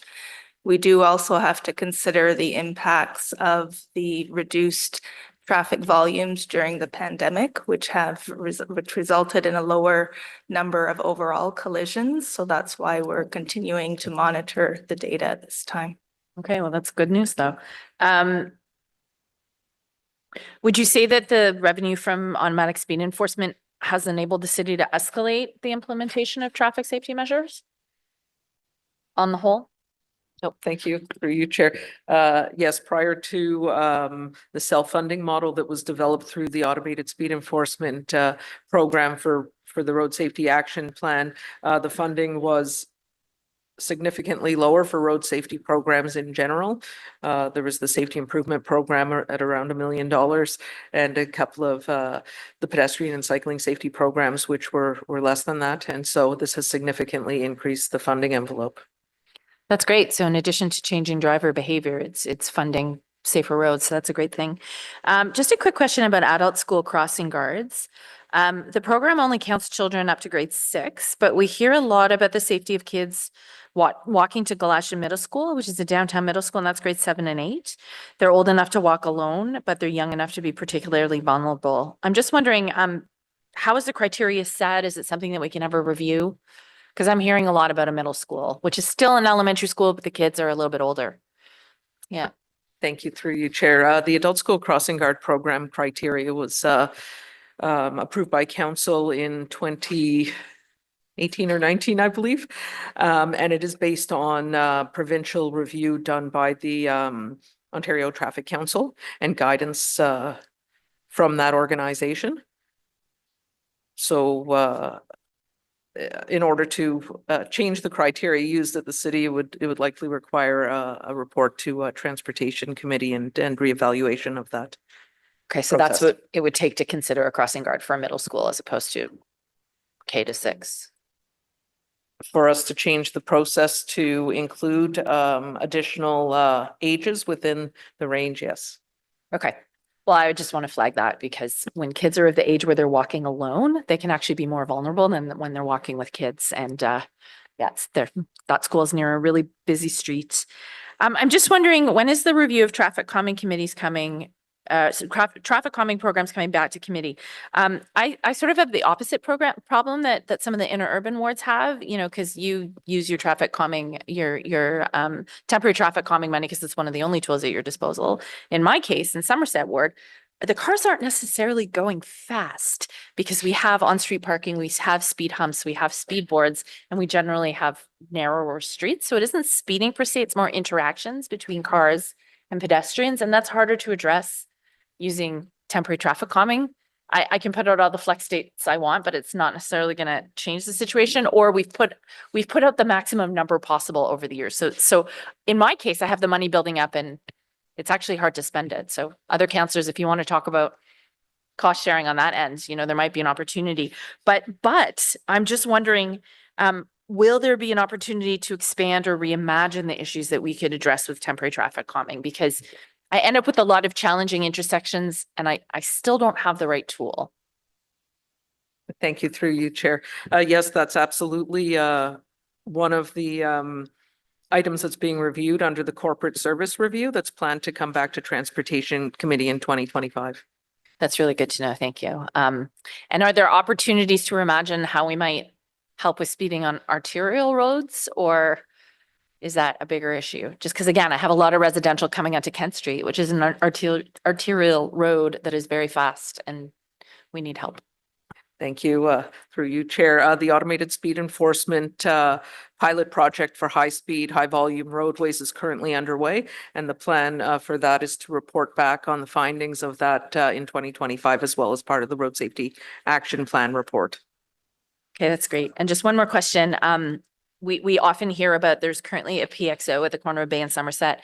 It meets the qualifications to become a full intersection. It does say in the document that functional and detailed design and construction will be bundled with the Bay Street Integrated Renewal Project and additional construction funding required. So is this something you anticipate putting in the 2026 budget, for example?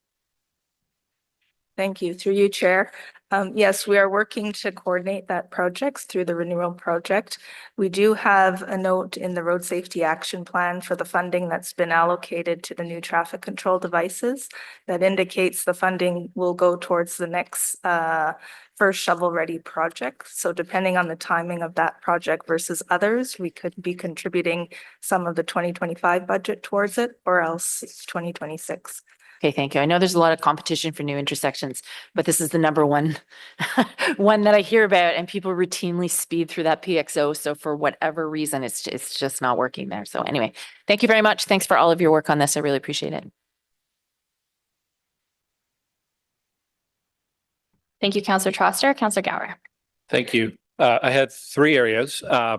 First was in the comparison, the 5-year comparisons for fatalities and injuries. It does look like we're heading in the right direction, which is good. Do you know how closely our results are matching other cities in Canada or North America? Are we doing better than other cities? Are all cities seeing similar declines or any patterns or trends that you're aware of? Thank you. Through you, Chair. Yes, that's something we are monitoring and we would be looking closely at when we review the plan and prepare for the next implementation plan. So similar to when the plan was developed, we looked at other municipalities and drew information from their plans to create the road safety action plan. Okay, thank you. Second one is, I thought the survey results on resident attitudes towards automated speed cameras was really, really interesting. I'm glad to see 83% support speed cameras near schools. I think my sense from residents is they're supportive. That's probably more than I thought, more support than I thought there was. So that's good. 35% have received a ticket from an automated speed enforcement camera. Should we read from that 35% of people in Ottawa, is that reflective of the population? Like is the, I guess, sample size statistically significant enough that we can infer like a third of Ottawans have had a ticket? Thank you. Through you, Chair. Yes, the survey was deemed to be representative of the residents of Ottawa. So we did hire a third-party firm to conduct the survey. Okay. Is there a detailed report on that survey that could be shared with councillors? Thank you. Through you, Chair. Yes, we can share some of the results of the survey with councillors. Okay, because I think in the report it also said there's going to be another report on automated speed enforcement coming this spring. So I assume some of the data here is going to inform strategy going forward for placement and, you know, beyond school zones or beyond some of the pilot locations we've been doing. Is that right? Yes, thank you. Through you, Chair. Yes, we'll be reporting back on the pilot studies that we currently have underway through the next RSAP report in 2025. Okay, and are there plans to do the survey on a yearly basis? Yes, there are. We continue to do the surveys every year. Okay, because I'd also be interested to see how that support changes from year to year. Okay, the third one was there's 3 traffic calming and school areas listed in the plan, Nascapi Drive and 2 places on Bilberry Drive. Are there currently speed cameras at any of those or all 3 of those locations? Thank you. Through you, Chair. No, there are not. We try to implement one measure at a time in each area. So if we know there are permanent engineered traffic calming measures planned, we won't select those areas for speed cameras. Okay, yeah, I think I'll come back to this in the spring when we get that ASC report. But I do think if we've got speed cameras in place, they're there because we've recognized conditions that lead to high speed and there's low compliance with speed. I think we should be looking at how we could prioritize permanent traffic calming measures in school locations so that we could take those cameras away eventually. So, but I'm not sure there's any prioritization in speed camera locations for NTC or other measures. Thank you for the question. Through you, Chair. I can speak to our RSAP initiative, which implements permanent traffic calming measures within school areas. So that initiative is based on the selection criteria for the neighborhood traffic calming program. So schools for implementation are selected off that priority list. So the 2 programs are happening concurrently. Okay. Okay. Thanks, Chair. Thank you. Thank you, Councillor Gower. Councillor Devine. Thank you, Chair. Thank you for being here. This is, in my opinion, one of the most important programs that our city addresses, and I need to ensure that it addresses this in the most strategic way possible. I have 3 areas of questioning. First, to the delegates' question, and I may not have known the rationale for it. So as I understand from the delegate, this program may have been subject to a review close to the end of the 2020-2024 cycle, but it's now subject to a program review only in 2027, if I understand correctly. If that is so, have we moved the timeline for the review and why? Thank you, through you, Chair. There was no set timeline for when the follow-up review would occur. It takes a significant amount of effort to update a strategic plan, a lot of consultation, a lot of data review, a lot of analysis. And so what we've typically done with these road safety strategies over the years has been to complete the term of the plan and then evaluate the effectiveness of the plan. So it usually takes a year or so to get the data, especially if we're implementing things throughout the term of the plan. We want them to be in place so that we can evaluate the effectiveness, so we can see how effective overall the plan was at achieving the goals of the plan. So it's pretty typical that we wouldn't start planning for the next plan until we've finished implementing everything from the current plan and had the time to review, evaluate, and consult prior to developing the new plan. So this one wraps up in 2024, and then we would continue to implement similar strategies through to the time when we start developing the next plan. So review of the next plan would start in 2026. So we would have time to finish off implementing all the 2024 stuff and then have the data to be able to evaluate it.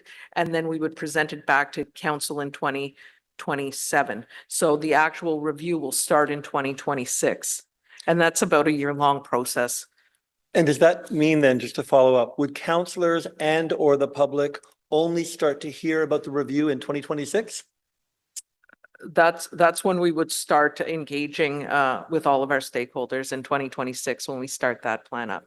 Okay, thank you. I may follow up with that separate outside of this meeting. So now I just want to ask a couple questions based on the data and the trends. So as I understand it, you had been calling for a 20% reduction in the average annual rate of fatal major injuries by 2024. So you're aiming for 20% reduction in annual rate by 2024. We are now at 2024, so we're at the year-end rate. In your report and in your presentation, you make reference to the fact that we are trending in that direction. You make reference to the fact that we are projecting a 20% reduction when you compare 2019, 2023 to 2013, 2017. Within 2019, 2023 are at least two, maybe not 2.5 years, where there's hardly any cars on the road at all because of the pandemic. So I guess my first question is, I assume you have data on 2023. If the goal was 20% reduction annually by 2024, how does 2023 in terms of FMIs compare to, let's say, 2019? Thank you for the question. Through you, Chair, I think that's something we'll have to take away and review and follow up with you. Then is it fair to say that when you are projecting 20% improvement during 2019, 2023, Yes. when you're, rather than giving us information on an annual improvement, you're giving us cumulative average over 5 years? Do those 5 years include 2 to 2.5 years when you could walk across the street with a blindfold and pretty much guarantee you're going to be safe? Yes, thank you. Through you, Chair. Through you, Chair. Yes, absolutely. As I mentioned earlier, we are acknowledging that time period during the pandemic when there was a reduction in traffic volumes and collisions as well. So that's why we need to continue to monitor the plan over more years. In our area, in our field, we often look at collision data over a 5-year period versus singling out a particular year because we see fluctuations year over year in the data. So that's why we look at the time frame. Is it fair to say that the first that council is going to hear, so if what I'm hoping to hear is answers on where are we in a real normal year, i.e. 2023, am I only going to hear where 2023 stands compared to pre-COVID? Am I only going to hear that in 2026? Thank you. Through you, Chair. We can provide the information at any point. We do provide the rolled up 5-year average as part of every annual report on the Road Safety Action Plan. We share that with council, but if you're looking for specifics year by year, we can certainly take that away and provide that information. And it's only because I think we have to acknowledge that 2019 to 2023 is an anomaly. Oh, for sure. Okay. And the plan is to review that in greater depth as we're developing the next plan. So when we're going to develop the next plan starting in 2026, we're going to look at the impacts of that to see, how it's affected what our goals initially were, because as you said, those were anomalies, those years, right? Thank you. So we'll follow up with that later. I have to move to my third area of questioning. And this one, I start this area of questioning knowing that it is an extremely sensitive thing to talk about. And I know that we are talking about issues that have people's lives in the balance here. So in the report, you make it very clear that 50%, if not more than 50% of this budget, this very important budget, is being spent in rural wards. And we also talk about FMIs, fatal and major injuries. I am not going to say that there's no distinction between a fatal injury and a major injury, but nobody's walking away easily from a major injury. You have 598 FMIs, 598 fatal and major injuries. All of these are major catastrophes to those families. These are not fender benders.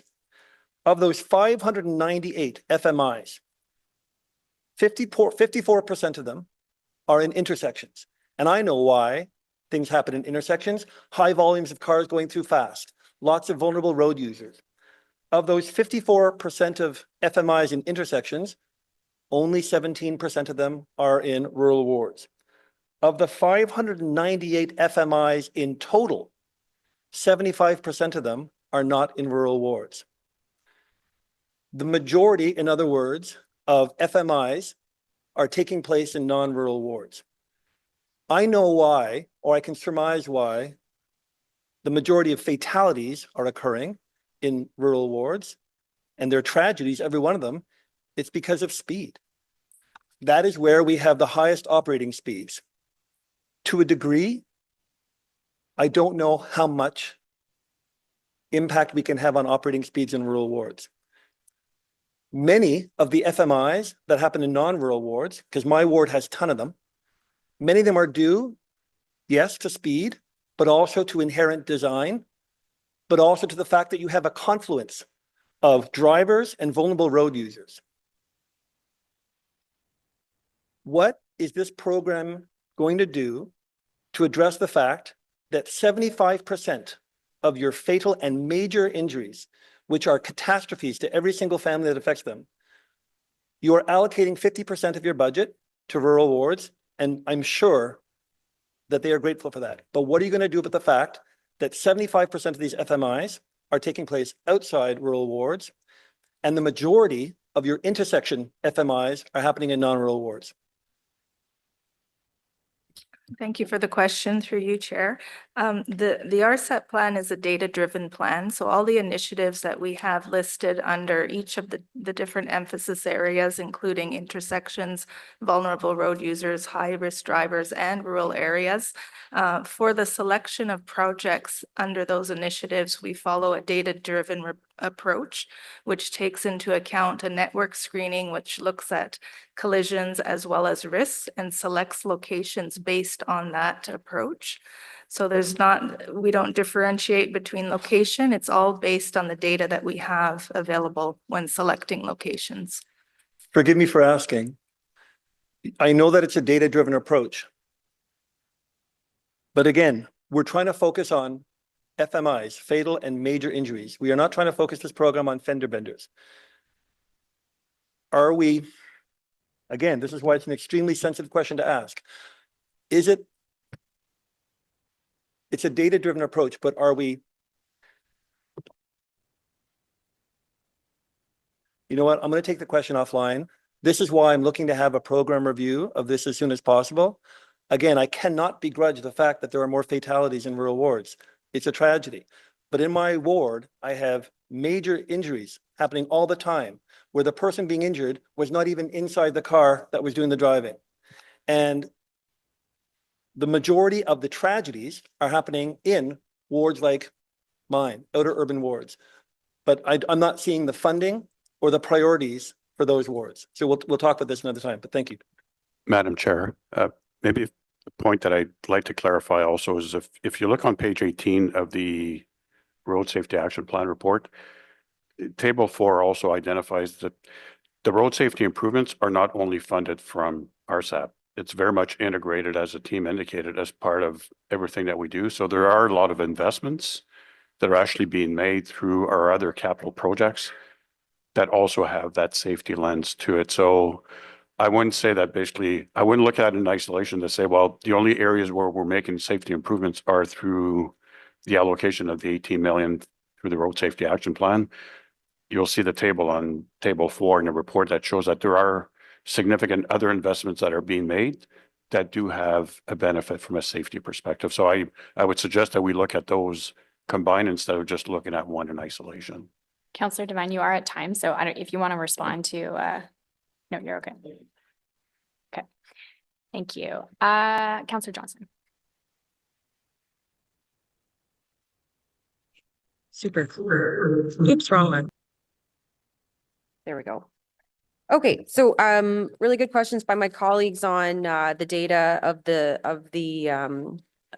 targets, the goals of the road safety action plan.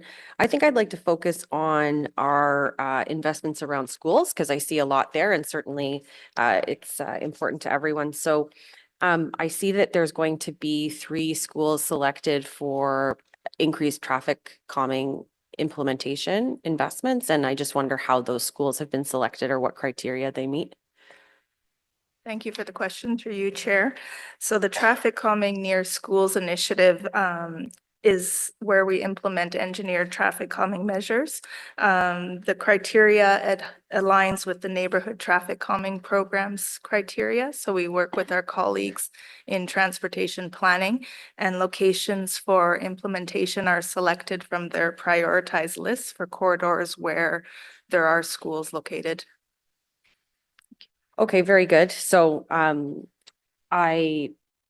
I can't imagine that there isn't a school that wouldn't want to see more permanent measures implemented. I've certainly tried to do what I can around signage and traffic patterns, traffic movements, that kind of thing. But then you also get into this situation where, because the people don't feel safe to walk and they don't feel safe to ride their bike, they take their car, and then they all take their car, and then they all get angry at everybody else that took their car. And then we're actually doing investments in permanent traffic calming around there instead of trying to flip the users into other modes, right, that can create equal safety. So I know it's not necessarily perfectly situated in your program or this annual report, but how does your program talk to the modal shift requirement to ease some of the pressures on your program? Is there, I know that there was a school streets policy that we were going to discuss at the end of 2023 that ended up getting bumped, or no, at the end of 2024 that ended up getting bumped to 2025. I wonder, is there a relationship between the school streets policy and some of the investments you're making around schools here?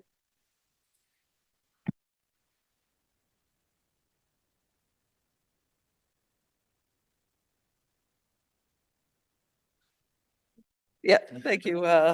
Through you, Chair. The School Streets program, the report that will be coming back will be basically outlining a framework for if we were to implement school streets, how it could be done. There's no funding identified through the Road Safety Action Plan for that program at this time, as it hasn't been approved. That's no, that's fine. I just, and thank you for the indulgence, Chair. I'm just trying to figure out other ways that we're going to be able to support safety around schools that isn't exclusively around, the reactive type of measures. Similarly, there's many places in College Ward where we're not meeting the warrants for PXOs, nor oh my gosh, the people that wear the vests. Oh my gosh, crossing guards. Sorry, it's starting to ebb here. I had a salad that's not good for anybody. I need real food. So yeah, the crossing guards. So we don't meet the warrants because people don't want to walk. And so they're trying to figure out, well, how do we collect the data that would show how we might use this, you know, crossing across Meadowlands, for example, if we had a crossing guard. Like, how are we going to resolve some of that in the data that we're collecting to fund these programs or substantiate these programs? Through you, Chair. None of the warrant processes take into consideration people's desires or the future potential traffic changes or patterns. You know, we count people crossing the road as part of the warrant process, and we implement locations where there's actually the presence of children crossing the road at this time. But as other programs implement measures that help encourage more active or sustainable travel to school and things like that, then the kids will come, and then the warrants will allow for implementation of these things. I mean, yeah. So, yeah, unless Chris has had the same salad that I have, you can sort of see by our answers that it does feel somewhat like, you know, a snake eating its own tail or a self-fulfilling prophecy that never comes to light. I do hope that through the intersection of the many programs that are under your purview that we'll be able to look at some of this. My final question is just the investment that we're making at grade rail crossings. So again, in College Ward, we have a student population that wants to cross over from the Beachburg corridor in a couple places, and they want to cycle or they want to walk. They can't go under the overpass because Greenbank and Woodruff is not wide enough to have cycle tracks. So they can't go that way. So they think about going over the rail tracks. And so that's scary too. What can you describe a little bit more what this program is doing for those at-grade rail crossings and what safety improvements we might expect? Thank you. Through you, Chair. In the Road Safety Action Plan, the funding that we have identified is for the requirement for detailed safety assessments at various crossings. So those the assessments are required on an annual basis based on a timeline. So that's where the funding is going towards. I think your question may be more related to transportation planning. So I may have to ask them to jump in. Hi, through you, Chair. Yes, I mean, in terms of at-grade crossings for pedestrian and cycling facilities, those projects could be identified through the active transportation project list within the transportation master plan. So there would be some locations that may be on the list now, and of course, as those lists get updated, they would be candidates, and as well through the complete street lens when roads are renewed, there's opportunities as well to implement improvements at that time. Thank you, Councillor Johnson. Councillor Lowe. Thanks very much, Chair. I kind of actually want to build on Councillor Johnson's questions there about the data-driven portion of it all. And this doesn't apply only to PXOs and ASCs. This also applies to anything where it is fully data-driven, like signalization, including upgrades from partial to full signals. So I think there is a large human factor in this beyond the data. And it's, for example, like on some of my streets, like there are people that will cross wherever because they're residential streets, right? So they're going to cross wherever.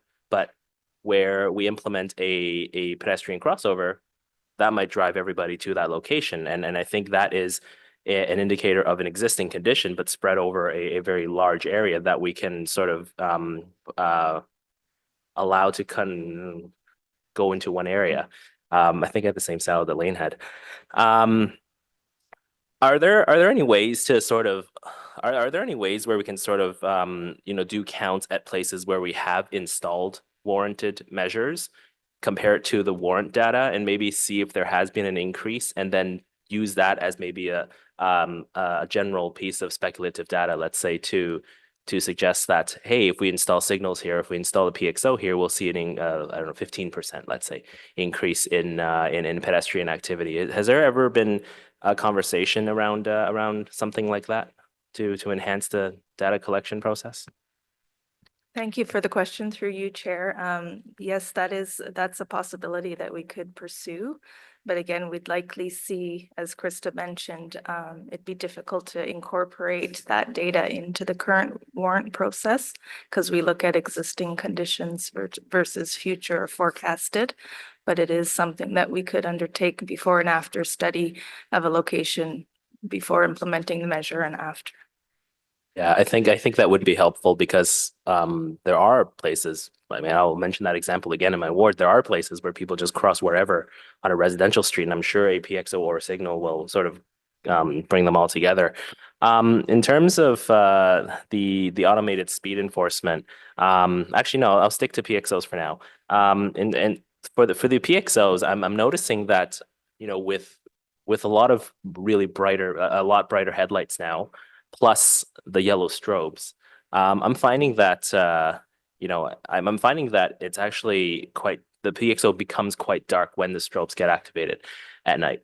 And I had my eyes checked recently, so I know I can I know it's not me. But have we ever like looked at ways to lighting the actual crossing itself a little better, or the landing or the PXO landings a little better?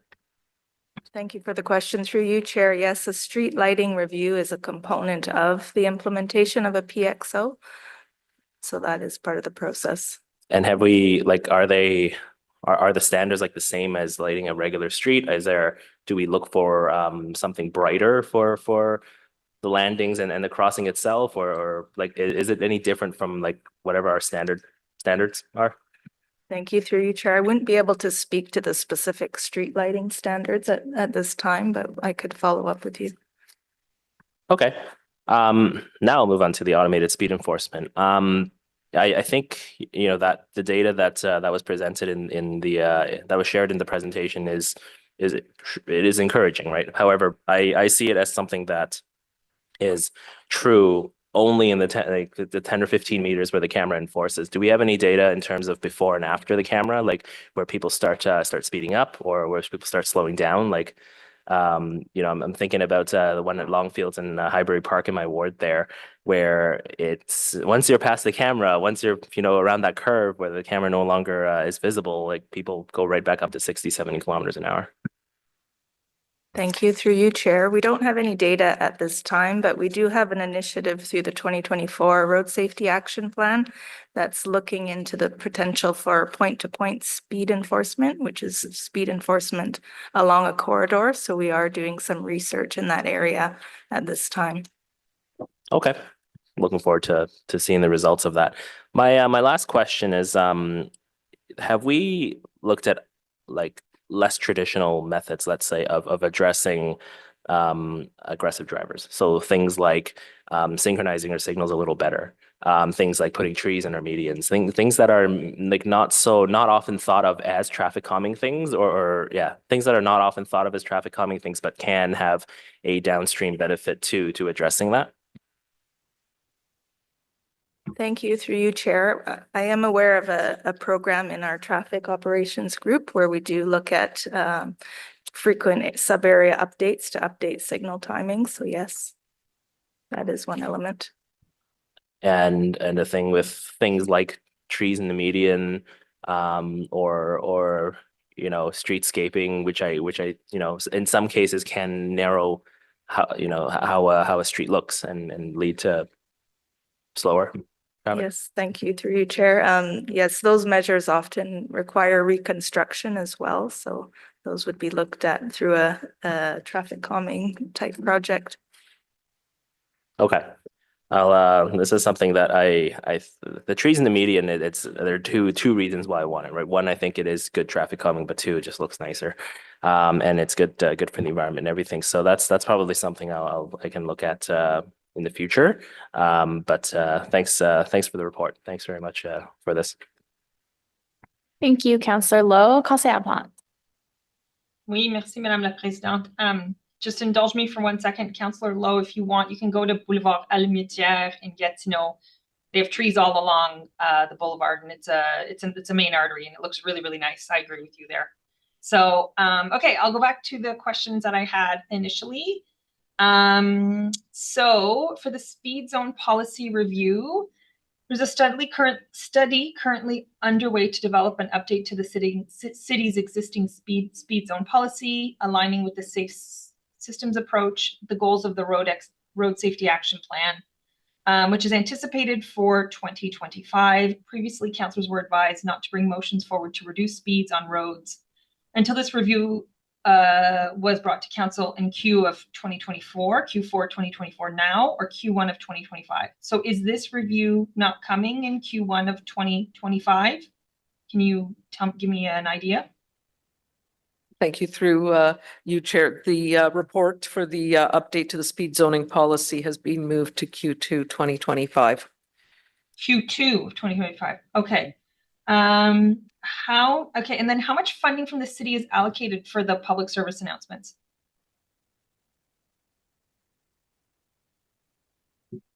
Thank you. Through you, Chair. The funding for the public service announcements comes through our Safer Roads Ottawa, excuse me, program budget. Do you know how much? It's approximately $250,000. $250,000. Okay. But that, sorry, I'll just add that was for the development of the road safety static ads and videos that you currently see, as well as out of home advertising. But in future years, once we have all the materials developed, we'll just be rerunning those same materials every year. Okay. So in light of that, I may want to have a conversation with you guys about lowering the speed on the Rideau and Montreal Road to 40 kilometers an hour, because we've been asking for this for some time, and we've anticipated that the report would come now. As you know, I've had 3 fatalities on that street since, like, you know, how Rideau turns into Montreal Road. I've had 3 fatalities on that street since my election, and I think it's due for some reconsideration as to how fast people go. I would appreciate your support on that, but I will reach out to the chair and you so we can bring that forward sooner, because it's not getting better. So, okay, so for traffic lights, document 4, warranted traffic signal location status update. There's currently a total of 36 locations in Ottawa that are warranted for installation of traffic signals, none in Ward 12. It says staff have estimated that a high amount of approximately $126 million in 2024 dollars is required to implement traffic signals or roundabouts at all warranted locations in Ottawa. The cost estimate breakdown by area designation is $52.5 million in urban suburban areas and $73.5 million in rural areas. I just wanted to point out that there's no similar breakdown given for PXO or always stops. I just wanted to point that out. So I'm not sure if you have a comment.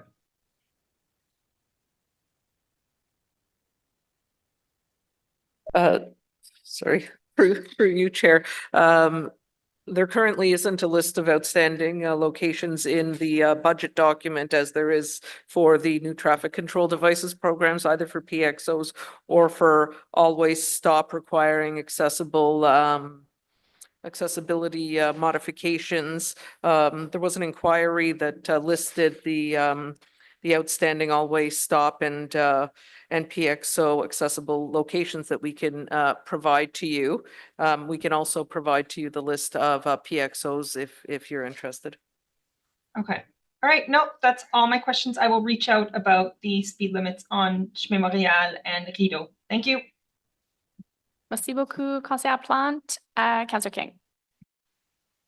Thank you, Chair. And I'm just briefly following up from my line of questioning at budget, just noting that this might be the better place to pose these questions to staff around Safer Roads Ottawa. Just really wanted to follow up on the idea of whether we have the proper staffing levels for this unit, especially around the focus of public engagement. I know from some of the requests from my office for public engagement, we know that some requests could not be fulfilled due to a staffing shortage. So I wanted just to ask whether we have or frankly, what is the current level of staff, and whether we have the appropriate level of staffing to really provide adequate public engagement. Thank you for the question through you, Chair. We do feel as though we have adequate staffing levels in our SRO program to deliver the initiatives identified in the 2025 budget. We did experience a vacancy in our group for an extended period of time, but we're hoping to address that shortly. But proceeding forward into 2025, we do feel like we do have that adequate amount of staff. Thank you. I appreciate that answer because often my staff want to reach out and really obtain the engagement and educational tools from Safer Roads to really relate to our residents who are always concerned about road safety issues. I was just also wondering if you could comment on how much staff time is utilized, is spent on developing awareness campaigns.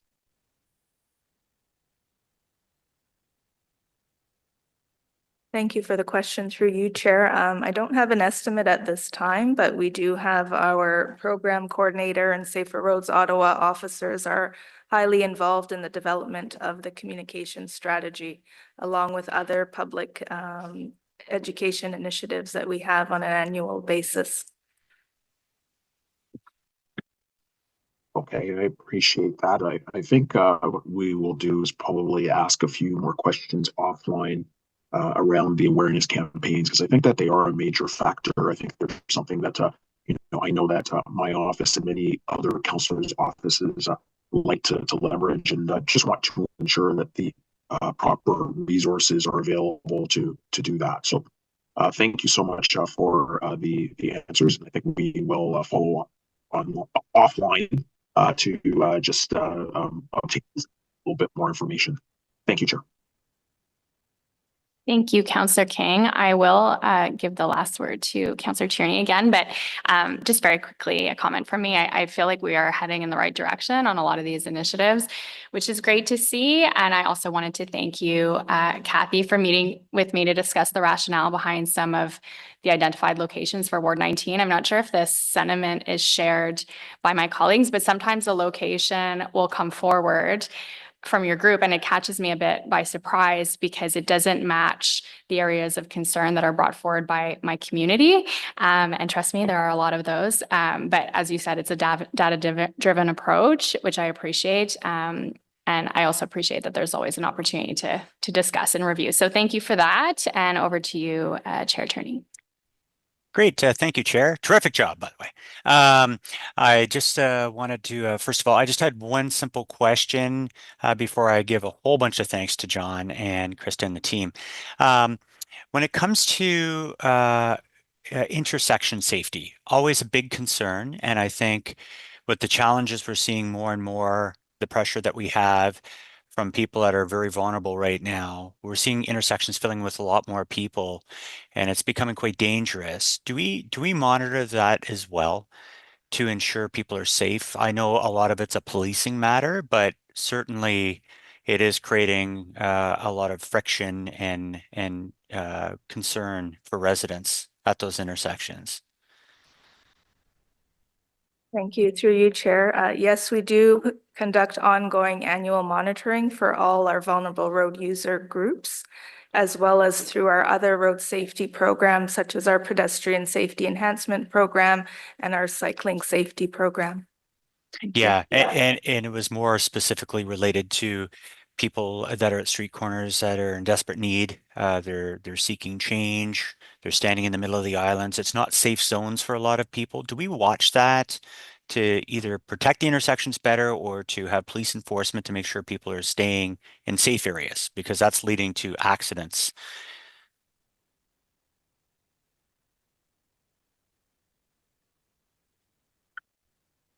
Through you, Chair, we don't specifically monitor for that. We do look at pedestrian collisions and collisions in general that occur at intersections throughout the city, and it's part of our network screening to identify locations with high collision, or specific trends in collisions, but not specifically related to that issue. So it'd be a policing matter, I guess. Anyway, on that, I just want to say thank you, team. Terrific work, and keep on going. Data-driven is the way to go.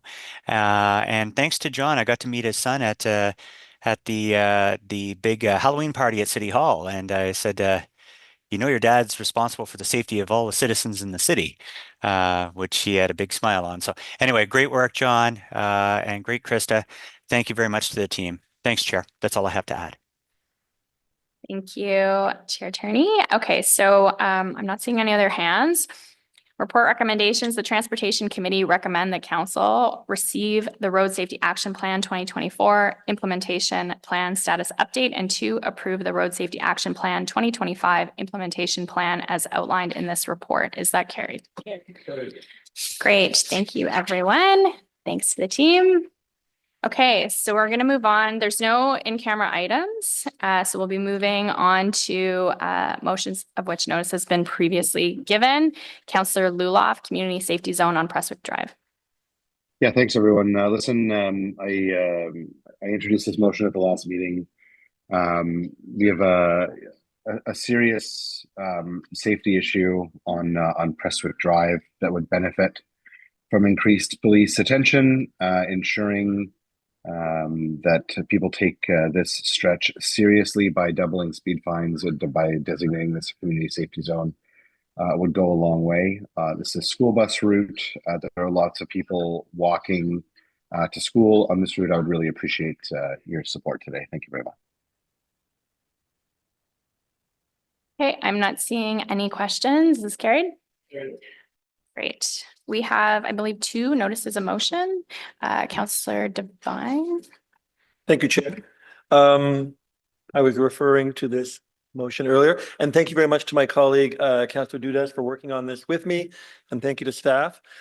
It's on the issue of local roads. So, whereas the Comprehensive Asset Management Strategy approved in 2012 prioritizes investment in the arterial and collector road networks, and whereas the State of the Asset Report in 2017 showed the overall condition of the 1,500 kilometers arterial road network to be in fair condition and the 1,500 kilometer collector road network to be in poor condition, and whereas the 2022 Transportation Asset Management Plan indicates the overall condition of the arterial road network is fair to good condition and the collector road network is fair condition, and whereas the overall condition of arterial and collector road networks has improved since 2017 and none of these roads are in very poor condition, and whereas the 2022 Transportation Asset Management Plan includes the renewal needs of the local road network for the first time, and whereas the overall condition of the 2,500 kilometer local road network is good condition, but 1% of local roads representing 25 kilometers in length are in very poor condition, and 11% of local roads representing 275 kilometers are in poor condition. And whereas the 2017 long-range financial plan does not currently include the renewal needs for local roads, and whereas the Comprehensive Asset Management Program supports a risk-based approach to investment decisions, therefore be it resolved that Infrastructure and Water Services Department report back as part of the 2025 AMP update report on the feasibility of allocating the road renewal budget across the road classes to ensure a more responsive level of investment in local roads. Thank you. Thank you, Councillor. We'll deal with that at the next meeting. Councillor Johnson. Whereas Maitland Avenue between the Highway 417 overpass and Clyde Avenue carries high volume car and truck traffic. Whereas Maitland Avenue cuts through residential neighborhoods on both sides. Whereas collisions are frequent on this portion of Maitland Avenue. Whereas this portion of Maitland Avenue has a church, a childcare center, a park, many homes, and several bus stops. And whereas a worker from the childcare center was struck from behind by a vehicle in November 2024, whereas the city has identified the intersection of Maitland, Arundel, and Glenmount as problematic due to the risk of collisions and the high volume of children and youth who cross there daily for school, and whereas the speed limit is 50 kilometers per hour, but a speed study in this stretch in January 2022 found the 85th percentile was 60, and another speed study in this stretch in November 2022 found the 80th percentile was 65. whereas community safety zones are a tool to help reduce the speed traveled along the roadway and to improve the safety of vulnerable road users in this area, whereas the community has repeatedly expressed concerns regarding the persistent and dangerous speeding issues on this stretch, and whereas community safety zones in Ottawa are established via delegated authority of the General Manager of Public Works and the Director of Traffic Services within locations that meet the council approved criteria for the installation of automated speed enforcement, and whereas this segment of Maitland Avenue between 417 and Clyde does not meet the council approved criteria for automated speed enforcement, therefore be it resolved that the Transportation Committee recommend that council approve one designated a community safety zone on Maitland Avenue between the Highway 417 and Clyde and installing corresponding signage as soon as practicable. Thank you. Thank you, Councillor. We'll deal with those in February. Inquiries, Councillor DeRoche. Thank you, Chair. The Ottawa Police Service report the following accident data at the Vimy Memorial Bridge intersections, Stranraer and Prince of Wales and River Road and Earl Armstrong intersections. In 2022, 44 accidents. In 2023, 88 accidents. In 2024, 46 accidents as of September 24. Given the high volumes of transportation users and the Vimy Memorial Bridge's critical link for OC Transpo service and the new Trillium Line stations, what is the City of Ottawa doing to promote road safety at this location for all road users and pedestrians and minimize delays caused by accidents? Thank you. Thank you, Councillor DeRoche. Okay. There's no other business, so we are adjourned, and the next meeting is February 27th, 2025. Thanks, everyone. Long one. Thank you. Good job, Chair. Thanks, Vice Chair. Have a good trip. Thanks.